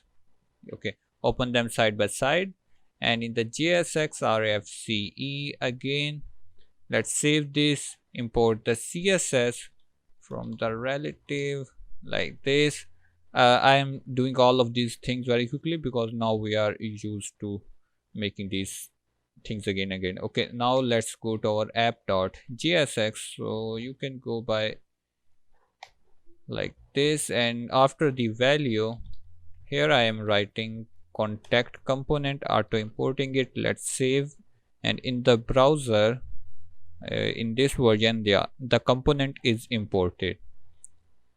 Now I am removing this and here writing section dot c wrapper, and inside this we have to make the container. Now make a div with the class name of paddings and inner width. Then we can also make it as flex center with the C container.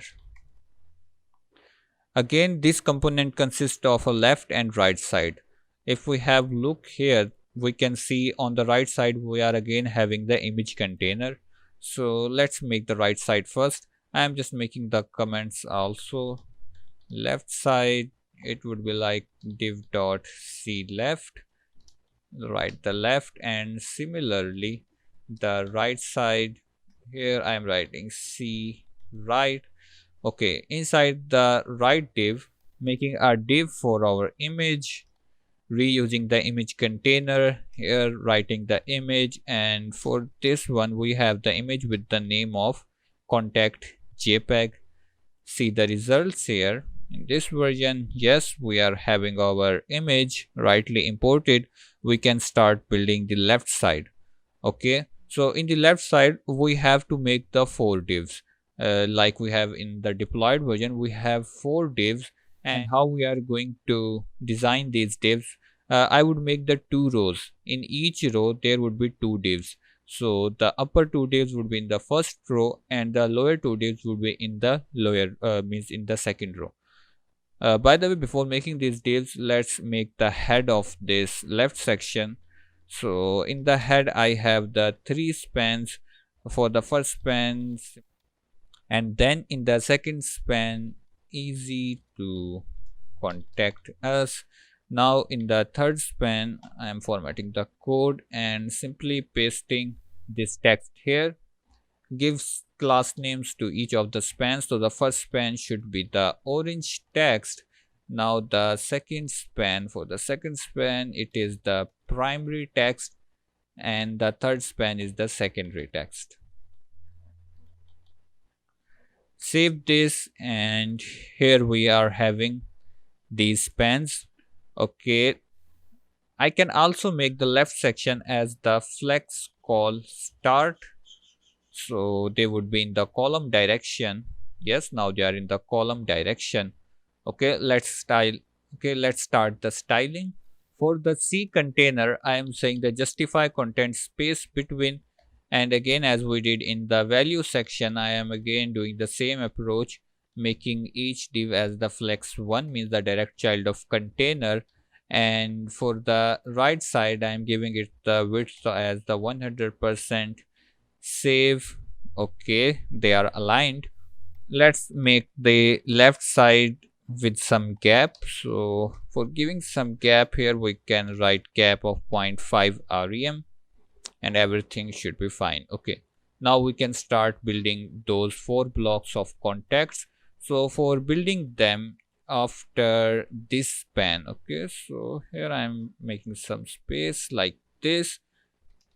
Make the flex call start, because as I said there would be 2 rows and 2 rows would be in the column direction. And here I am giving this div, it's the most parent div, so I am saying it as contact modes, and write the comment of first row. Okay, so for the first row, again making it as the flex call start. Actually both the rows would have the same styling, but for the simplicity I am just targeting the first row. And now inside this first row, make our first contact mode. So for the contact mode, I am making flex call center with the class name of mode. Then make an other div with the class name of start, and in this div flex center icon. As we have already used the icon class previously in our value section, so I am just reusing that. And here I am going to use MD size with the 25. Okay, the full name is MD call. By the way, let's import all the icons that are required for this section at once on the top of our file. Here I am importing MD call from the React icons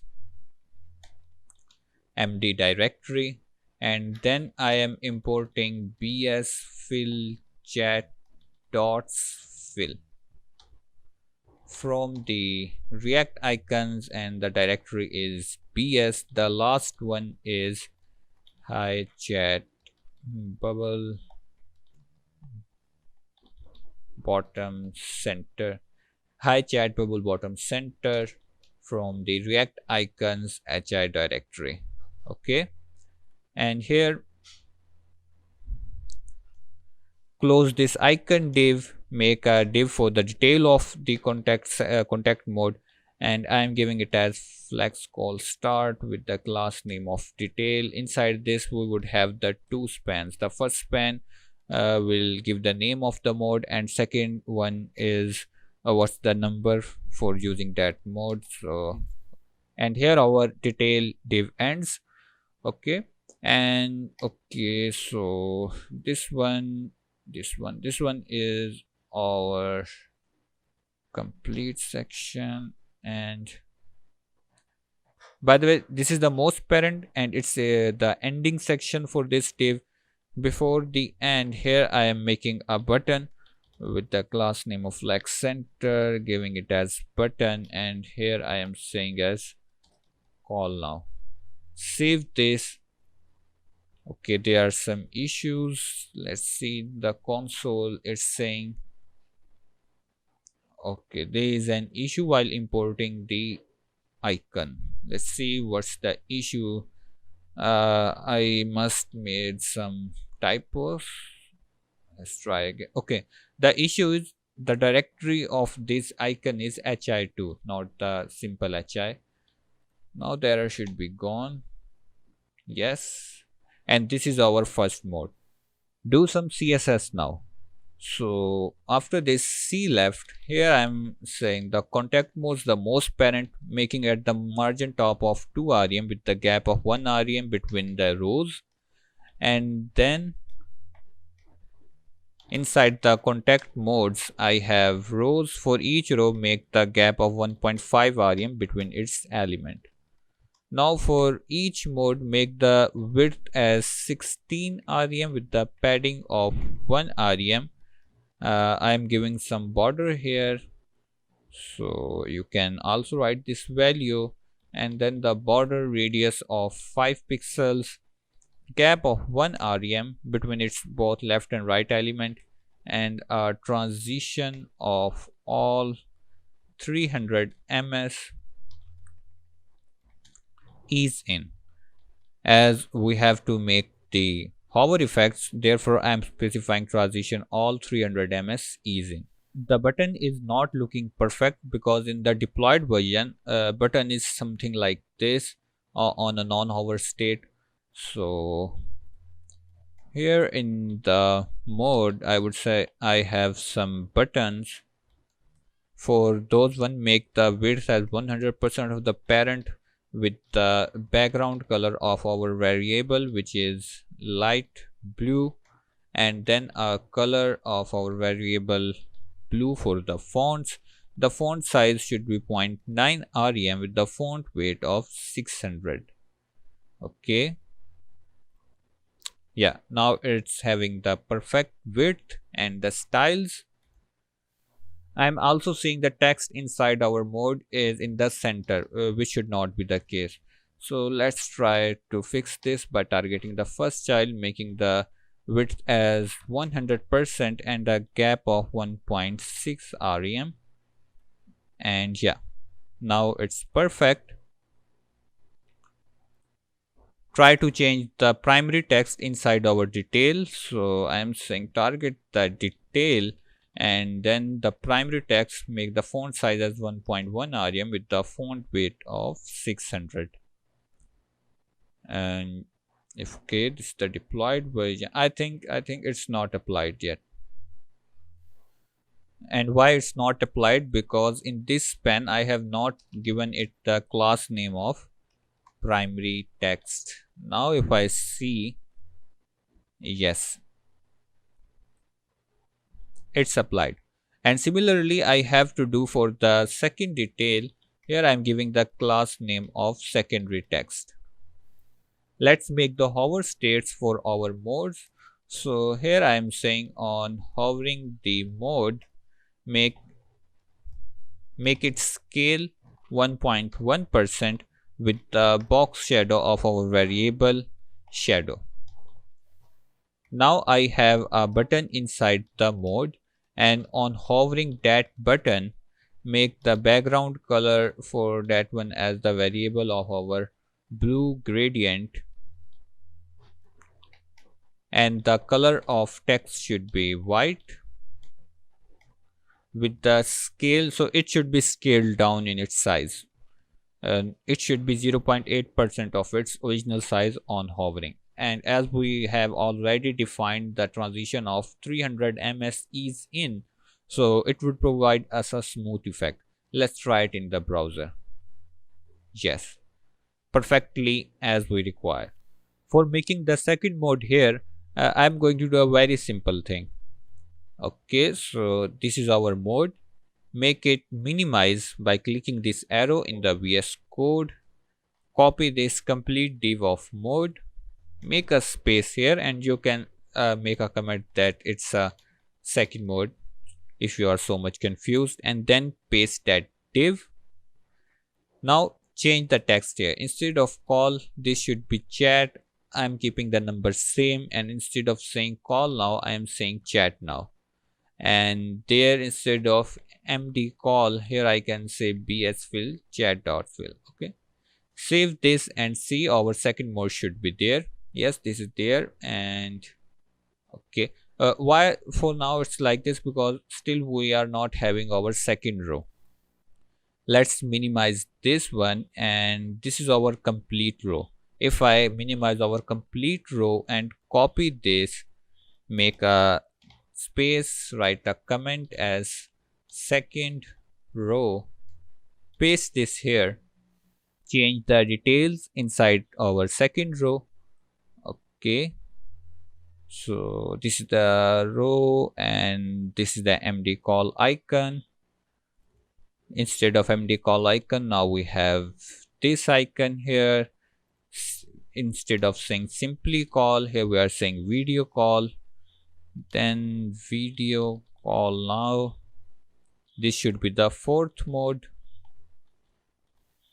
For the fourth mode, we are having this icon, and this is not the chat, this is message. And instead of saying chat now, say the message now. Hope for the best results in the browser, but unfortunately that are not the best result. Let's see what we have messed up. The first problem that I identified, if I make it simple, flex start instead of saying the column direction, because row should be in the row direction. I made this mistake. Yep, these are in now correct shape. Similarly, if I can do for the first row, but if I expand it, it would take the same shape. And yes, our four modes are in the perfect shape. Let's move on to our next section, which is making this blue div a kind of very popular and very common div in the modern websites. And after that, we would be towards our last footer section. So I'm closing, not the closing, but just making a new component inside the components, making a new folder with the name of get started. Inside get started, making two files, JSX and CSS, and then in the JSX simply write this, import its CSS, and finally import this component inside the app.jsx after the contact section. So get started like this. Okay, Instead of making this simple div, write a section, and for this one I am saying G wrapper. I hope we have not made this before. Then make a container, and for the container we have to make the paddings with some inner width. Finally its name G container. Okay, now I am making a div with the flex call center and giving it a name of inner container. Why I am saying it is an inner container? Because this is the container which is going to have the blue color. We can't give the blue color to the G container because of the paddings and the inner width. Actually inner width is not our problem, but the padding is problem. If we give the blue color to G container, then it is going to have some white spaces around its corner. Okay, let's make the 3 spans. For the first span, get started with home is. For the second span, I am writing some text. Here I am pasting this again, format the code, and I think we don't need the third span. Here I am giving it a class name of primary text, and for the second one the secondary text. Save this in the browser. This is our get started section. Try to style this in our CSS. Here I am writing the inner container, make the gap of 1.5 rem. Background color, I am writing a color code, you can copy and paste from here. Then giving a padding of 2 rem, border radius of 10 pixels with the border of 6 pixels solid. Again I am writing a color code, you have to copy and paste from the video. At the last make the text line as center. Save. Yes, but our primary text should have the white color, and same case for this section. Here I am saying inside the inner container I have primary text. For that make the color as white and the font weight of 600. Then similarly inside the inner container I have the secondary text, and for that one make the color like this. Yes, both of the styling are perfectly aligned. The final thing in this section is to make this button. Let's try to make this button. For making the button, after this span, here I am making a button with the class name of button. Let's make an H tag, sorry, the A tag here, and for this make mail to, I am writing my Gmail here. By the way, when you specify this mail to, this is a kind of specifier for the href attribute. If you specify mail to, then it would open your Gmail or your Microsoft mail for contacting this address. Here I can write it as get started, save this, and this is the button. This button is not looking good when there is a blue color behind it. We can always modify this. So try to modify in our CSS. After the inner container, I am writing button. For that one, make the background with some color code. I forgot to import these color codes in the starter pack, but you can follow from that tutorial.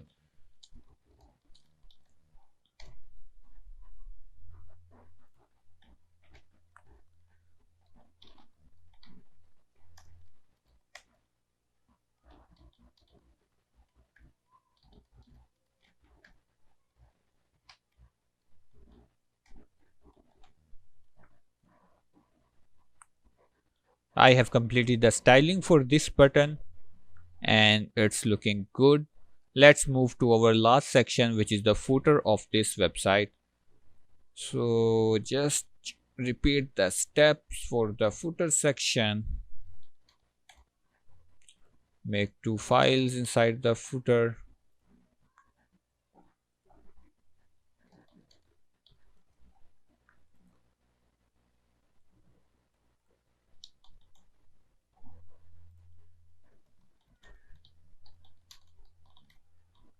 Import this into the app.jsx after get started. Remove this div and making a section f wrapper here, making the paddings inner width and flex center with the f container. Okay, inside this I am again distributing it between the left and right side. For the left side, making this as flex call start with the f left. Have a look at the deployed version. You can see in the left side we have the logo and this secondary text, and these things are in the column direction, therefore I have specified as the flex call start. And the first thing is the logo. So for the logo I am saying logo 2.png and giving it the width of 120 pixels. The second thing is a span with the class name of secondary text. Writing some text here, format the code, save and see in the browser. Yes, this is our left section. And after completing the left side, now I'm going to the right side. So F right. By the way, I can also make the right side as the flex call start. In the right side, I am having the two spans first. Why I'm having these two spans? You can see in the deployed version, this one is the span and this is the second span. Let's complete these things. So information with the class name of primary text. Then in the second span, writing some dummy address like. And after these two spans, I am having a menu of our footer. So for that menu, flex center with the class name of f menu. I forgot to make it as a secondary text. Let's make it also, and where I made a typo. Okay, so for making this menu, just make 4 spans, format the code, and inside these spans write the headings for all of the menu items like this. Okay, format the code and see in the browser what happened. Okay, our left and right sides are developed. There is some issue with the spacing and some alignments. For handling those issues in the CSS, you can target. For handling those issues in the CSS, you can target the f container and make justify content space between, and then for the left side make the gap between the items as 1 rem, and yes, they are justified. And now I can target the right side.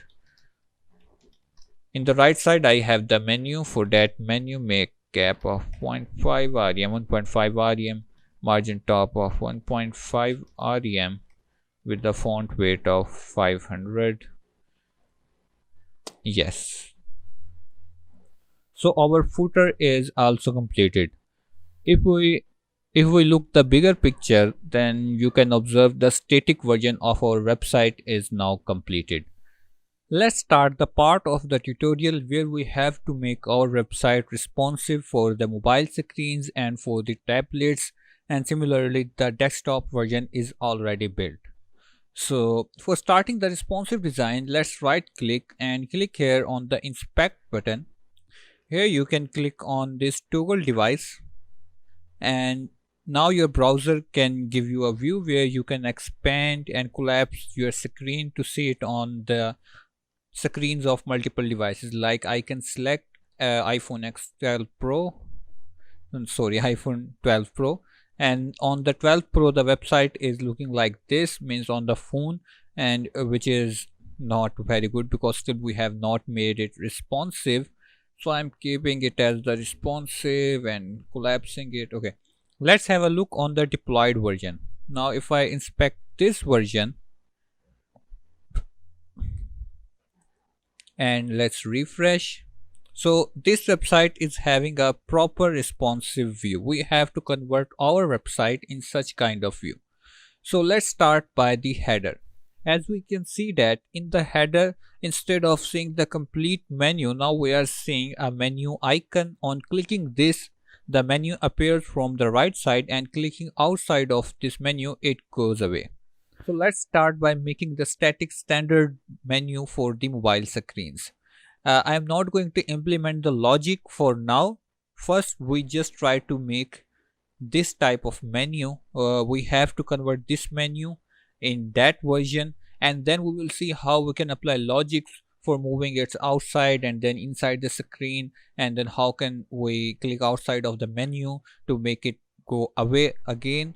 So in the VS Code, here I have my header.jsx open, and this is the header.css. As we saw, we have to make a menu icon. So at the very end, just above the section here, I am making a div with the class name of menu icon, and for this I am just pasting a React icon with the name of bi menu alt right with the size of 30 pixels.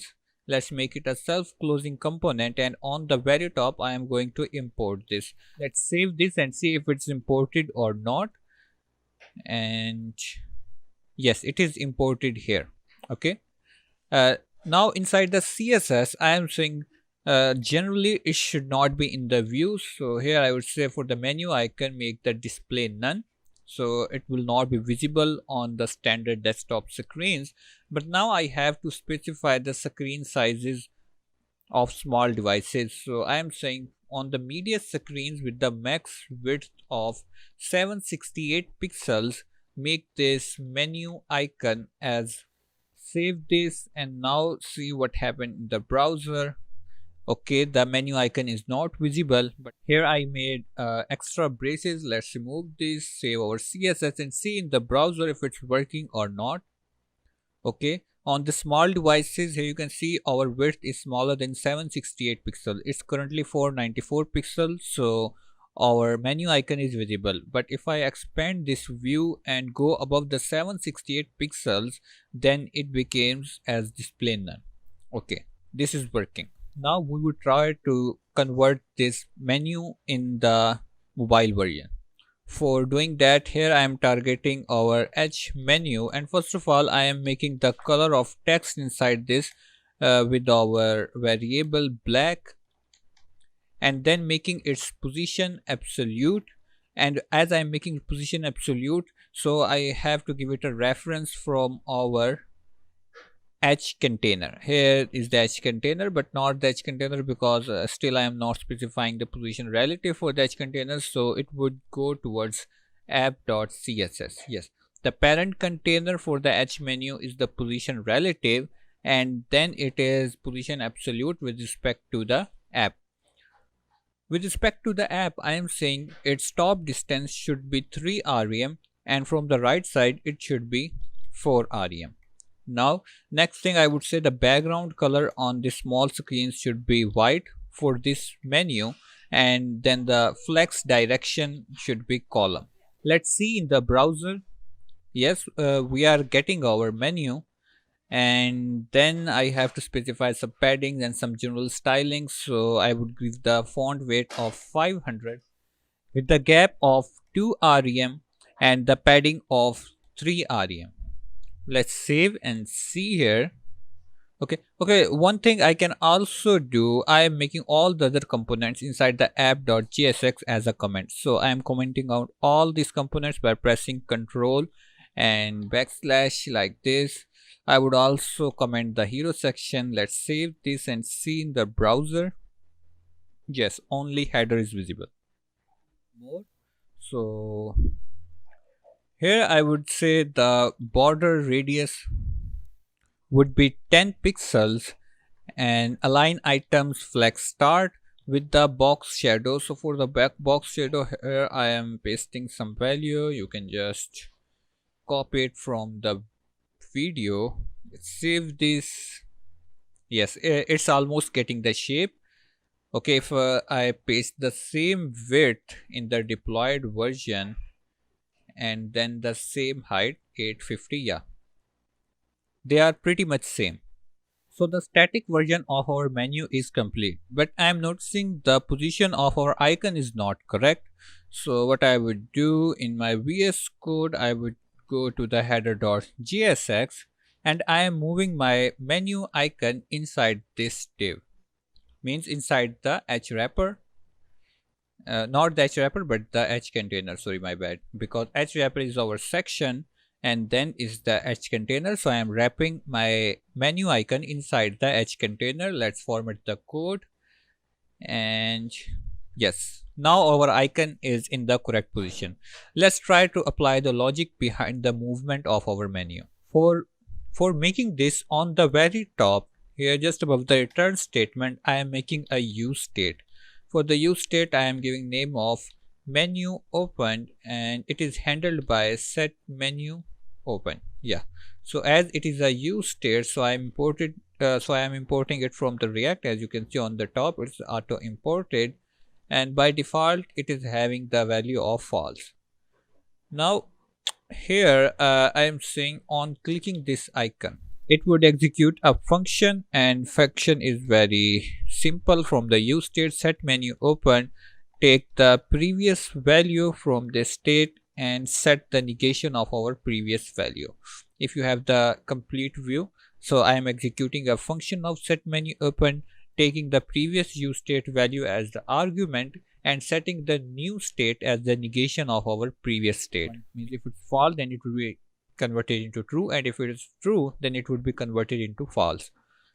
Okay, now how we can use this use state for rendering the h menu? So in the h menu here I am making some styling on the basis of a function with the name of get menu styles, and I would pass the menu open as the prop. So we have to define this function get menu styles. Again on the top here I am defining this function with the name of get menu styles, which is taking the argument of menu open, and then it's a React Factor function.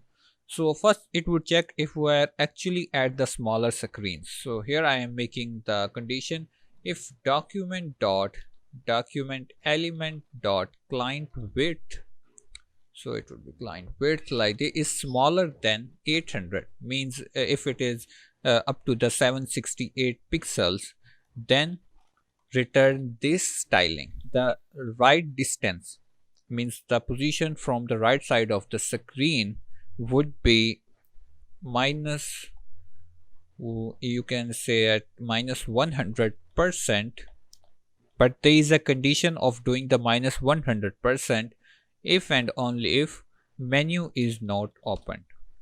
So again let me explain. First I am saying if the width is smaller or equal to 800, which is pretty much similar to this condition we have in the CSS. So I am checking if we are actually at the smallest screens, and if we are, then we are checking if the menu is not opened, then push our menu to the minus 100%, means the out of view.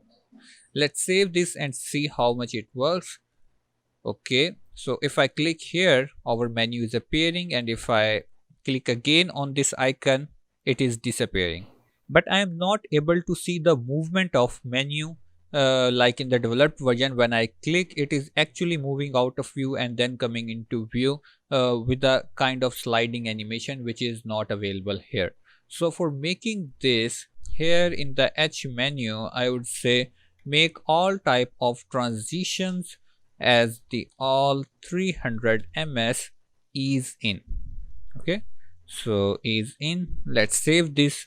Now if I click it is actually coming up and going back, but still there is a problem. If I click outside of this menu it is not going outside, which is the default behavior for the mobile screens. For doing this I am importing a very useful package actually. So here write import. So it is giving me an auto suggestion because I have installed this package. So you have to import the outside click handler from the React outside click handler. Now we have to wrap our component inside this click handler.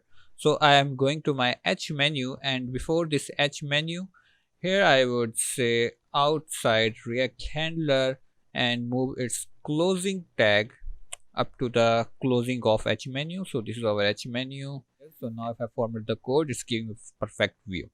But this component accepts a prop, that what it should do if you are clicking outside of its context, means if you are clicking outside of its H menu, then the prop is on outside click execute a function, and I am saying set menu open as false. Pretty straightforward. Let's see in our browser. I click, menu comes, and I click outside of this, menu goes outside of the view. Very clean logic, very cleanly we have implemented this. Now let's try to make the hero section responsive as we have in the developed version. So I am going to hero.jsx. So inside the hero folder, this is the hero.jsx, and opening the CSS side by side. Most of our work is in the CSS, hardly we have touched the JSX. Let's see. So I'm targeting the small screen, so on the media, and I'm targeting the maximum width of 640 pixels this time. Okay, now have a look at the deployed version. If we look at the deployed version, there is some additional space on the top.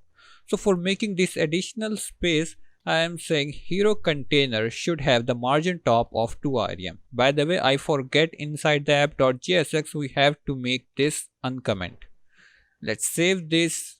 Again move to hero.jsx. So I have given some additional margin on the top side to this hero container.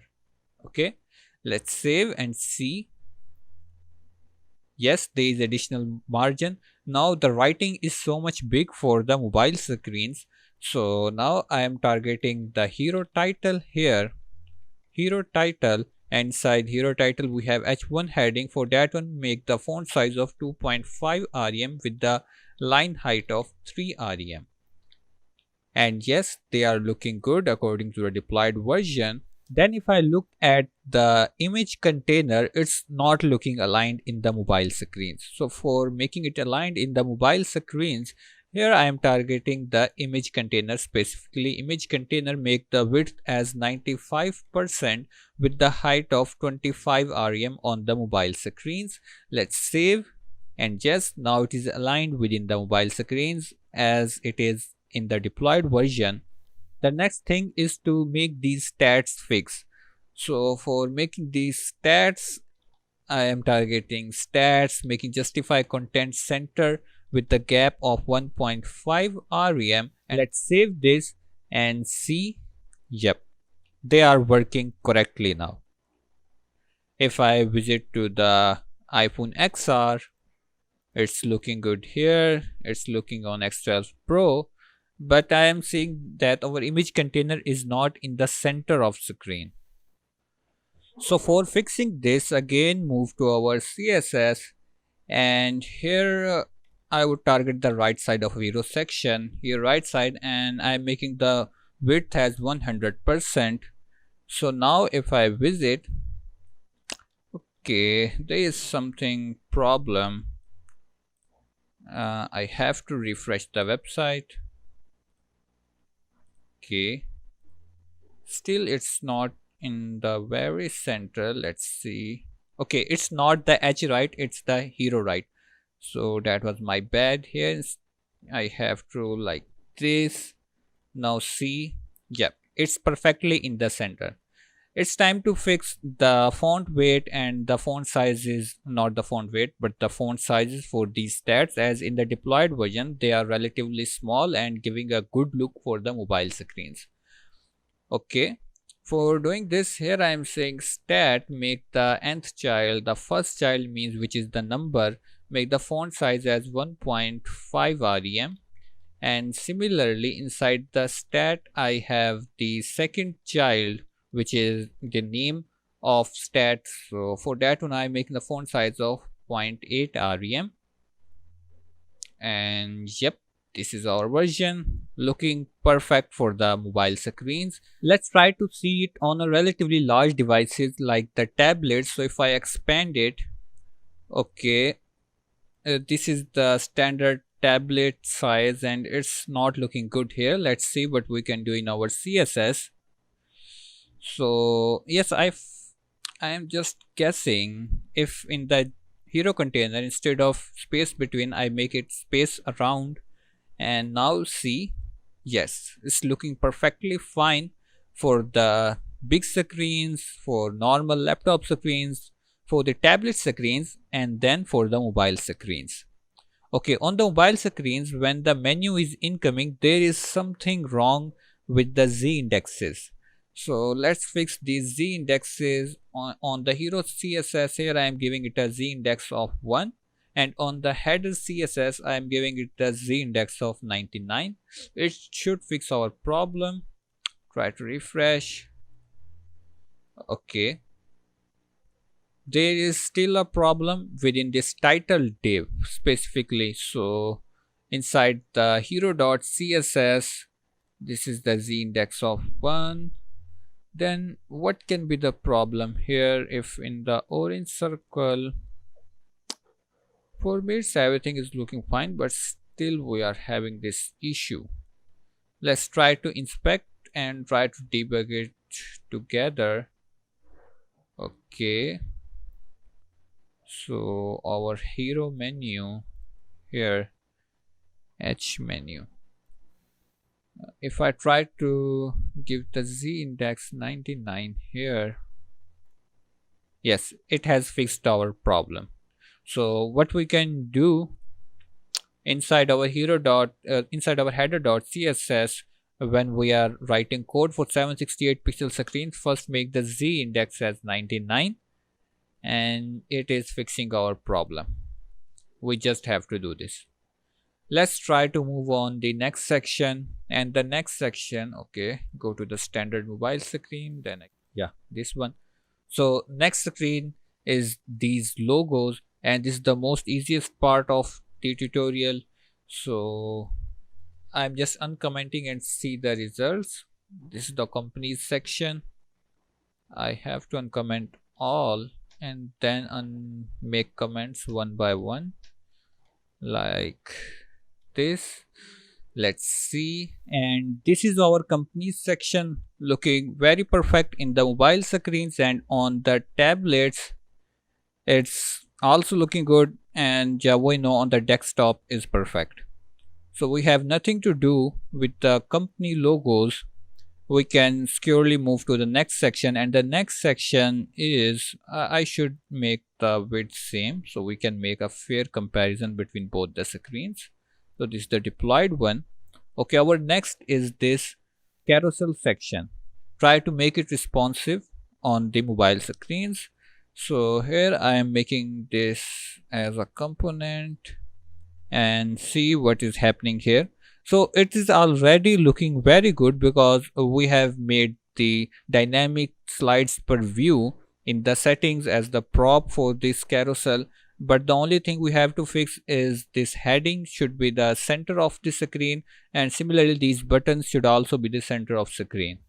So in the right side I am opening the CSS of the residencies, and at the very bottom here I am targeting the media screen with the maximum width of 640 pixels. I am targeting this width, and I am saying the R head, which is the heading, and make the line item center. Then I am targeting the R buttons, and I am saying on the mobile screens make the position as not the inherit but the initial screen. Let's save and see the results. Yes, it's looking good. Okay, the next screen is this value screen. So try to uncomment this in our app.jsx here and see the results. Okay, there is there is something more to fix than I expect. So I am opening value.css here, and at the very bottom of this file here I am targeting the media screens from the width of I believe 1024 pixel, 1024 pixel, and I'm saying the value container should have the flex direction of column from this width. Let's see in the browser. Yes, at least they are aligned, but there is something wrong with the heading of this accordion. If I look at the developed version, the accordion is looking perfectly fine, while here it's not looking good because of the font size. So I am targeting the maximum screen size of maximum width 768 pixels. I would say the accordion buttons and the primary text should have the font size of 0.8 rem from the 768 pixels. And yes, now it is looking cool actually. Okay, the next section is this contact us section, and I am expecting that we have used a lot of flex boxes in this section, so we should not be fixing a lot of things here, but try it first. Okay, so this is our contacts us section. We have to fix the rows on the mobile screens. On the tablet, I believe it's looking good, but on the mobile screens, it is overflowing. Okay, let's fix this. So here, open the contact.css, and at the very bottom, I am saying the media screen with the max width of 1024 pixels. Again, I am targeting C container, the most pending, making the flex direction of column from right there. The right side should be justify content center, because in the right side we are having the image container. So see here. Okay, because the width of the upper section is too much, therefore image container is making its content center with relative to the upper content. But when we fix that side, means the left side, then it should not be the case. And each row should have the flex direction of column, then the width of 100%. The last thing I would say, the mode. So each mode again have the width of 100%. Let's see. And yes, our work is done with this contact section. Now again in the app.jsx, I am uncommenting this. Let's see what happens. Okay, it's looking fine. As in the developed version, we are having the same results. We can fairly move towards our footer now. So I am uncommenting our last component, which is the footer, and footer is also looking good. We just have to make its content in the center for the mobile screens. So go to the footer, and here I am saying at the rate media screens with the maximum width of 768 pixels, make the F container with the justify content center. Then in the F container, each div must have the align item center. I am making it important, so it should override the pre-built CSS rules and then the text align center. Let's save and see. Yes, it's looking fine on the tablet screens, on the large width. So yes, so our responsive version is also completed now. The last thing we have to do is to add the animations, as we look if at as if we have a look at the deployed version. Okay, so I am disabling this view and refreshing this deployed version. Here you can see there is a very smooth animation on the start of website. Let's see how we can make this animation. For making this animation, I am visiting the hero.jsx, and only our hero.jsx is having the animation. So on the very top here, I am importing motion from Framer Motion. It is a very famous library for making the animations, and I have used it in many of my projects, and it's very stable, and the type of animation is actually very cool that comes with this package. So motion.h1 I have converted the h1 as the motion.h1. It's the standard way for working with this library. Anything you want to convert in an animatable div or h1 or span, you just have to write motion dot. So initially I am saying on the y-axis my h1 heading should be displaced around 2 rem, and initially the opacity should be 0. Now it should be animated, so it should be animated on the y-axis. The displaced value should be null and opacity becomes 1, means the default setting of our heading. Now I can specify the transition type. So in the transition type, I am saying the duration of this animation is 2 seconds with the type of, I like spring most, but here you can also use the ease in. So save this and see the results. Let's refresh, and here you can see our h1 heading is animating. Similarly, I can apply this towards my image container. So for the image container, go back to the studio, and I'm making this as motion.div. Here initially give some props. On the x-axis it should be displaced around 7 rem with the opacity of 0. Then copy and paste. Here I am saying instead of initial it should be animated towards the 0 pixels, means the default position, and the opacity 1. Now again I have to specify the transition here.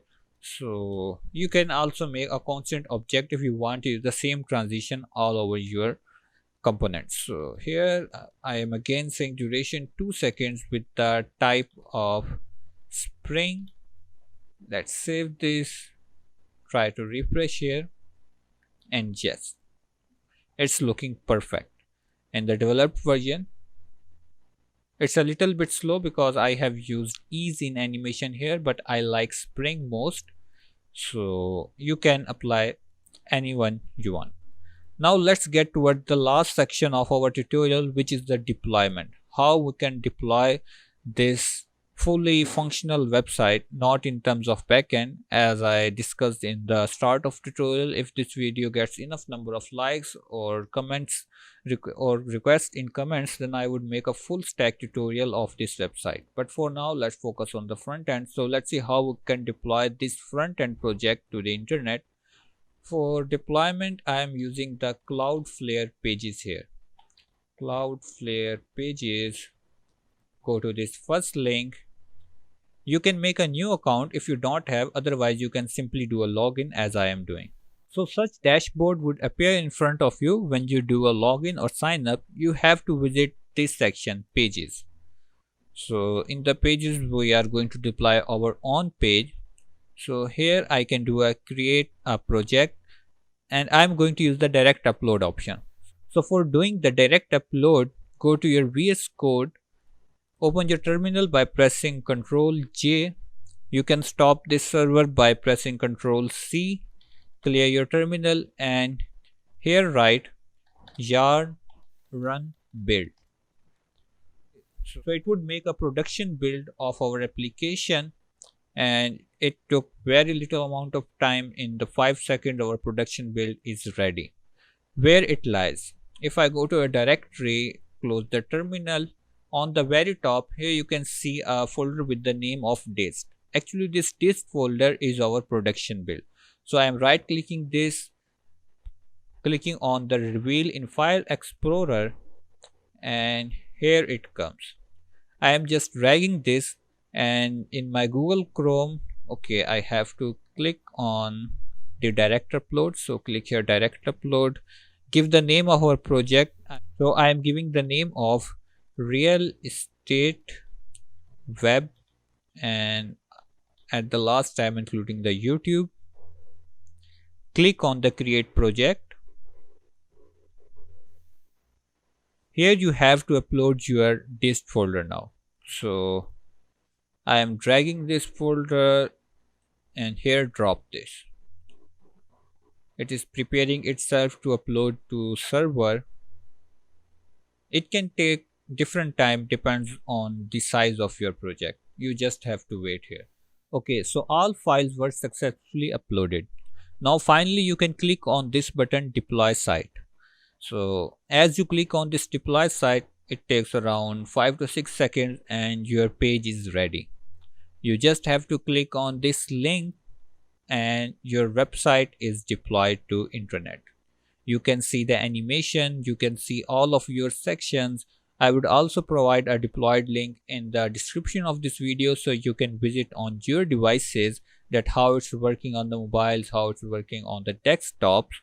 If I refresh now, then you would be able to see the animations more clearly because now it is in the cache of our browser.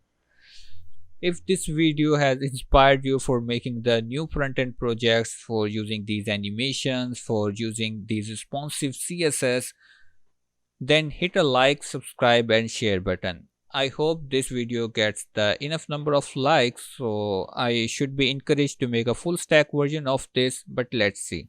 I hope you enjoyed this tutorial very much. You can also support me on the Patreon, and please subscribe the channel because I am observing that most of the viewers are not subscribing. So keep supporting, keep learning. I would see you in the next tutorial. Till then, goodbye.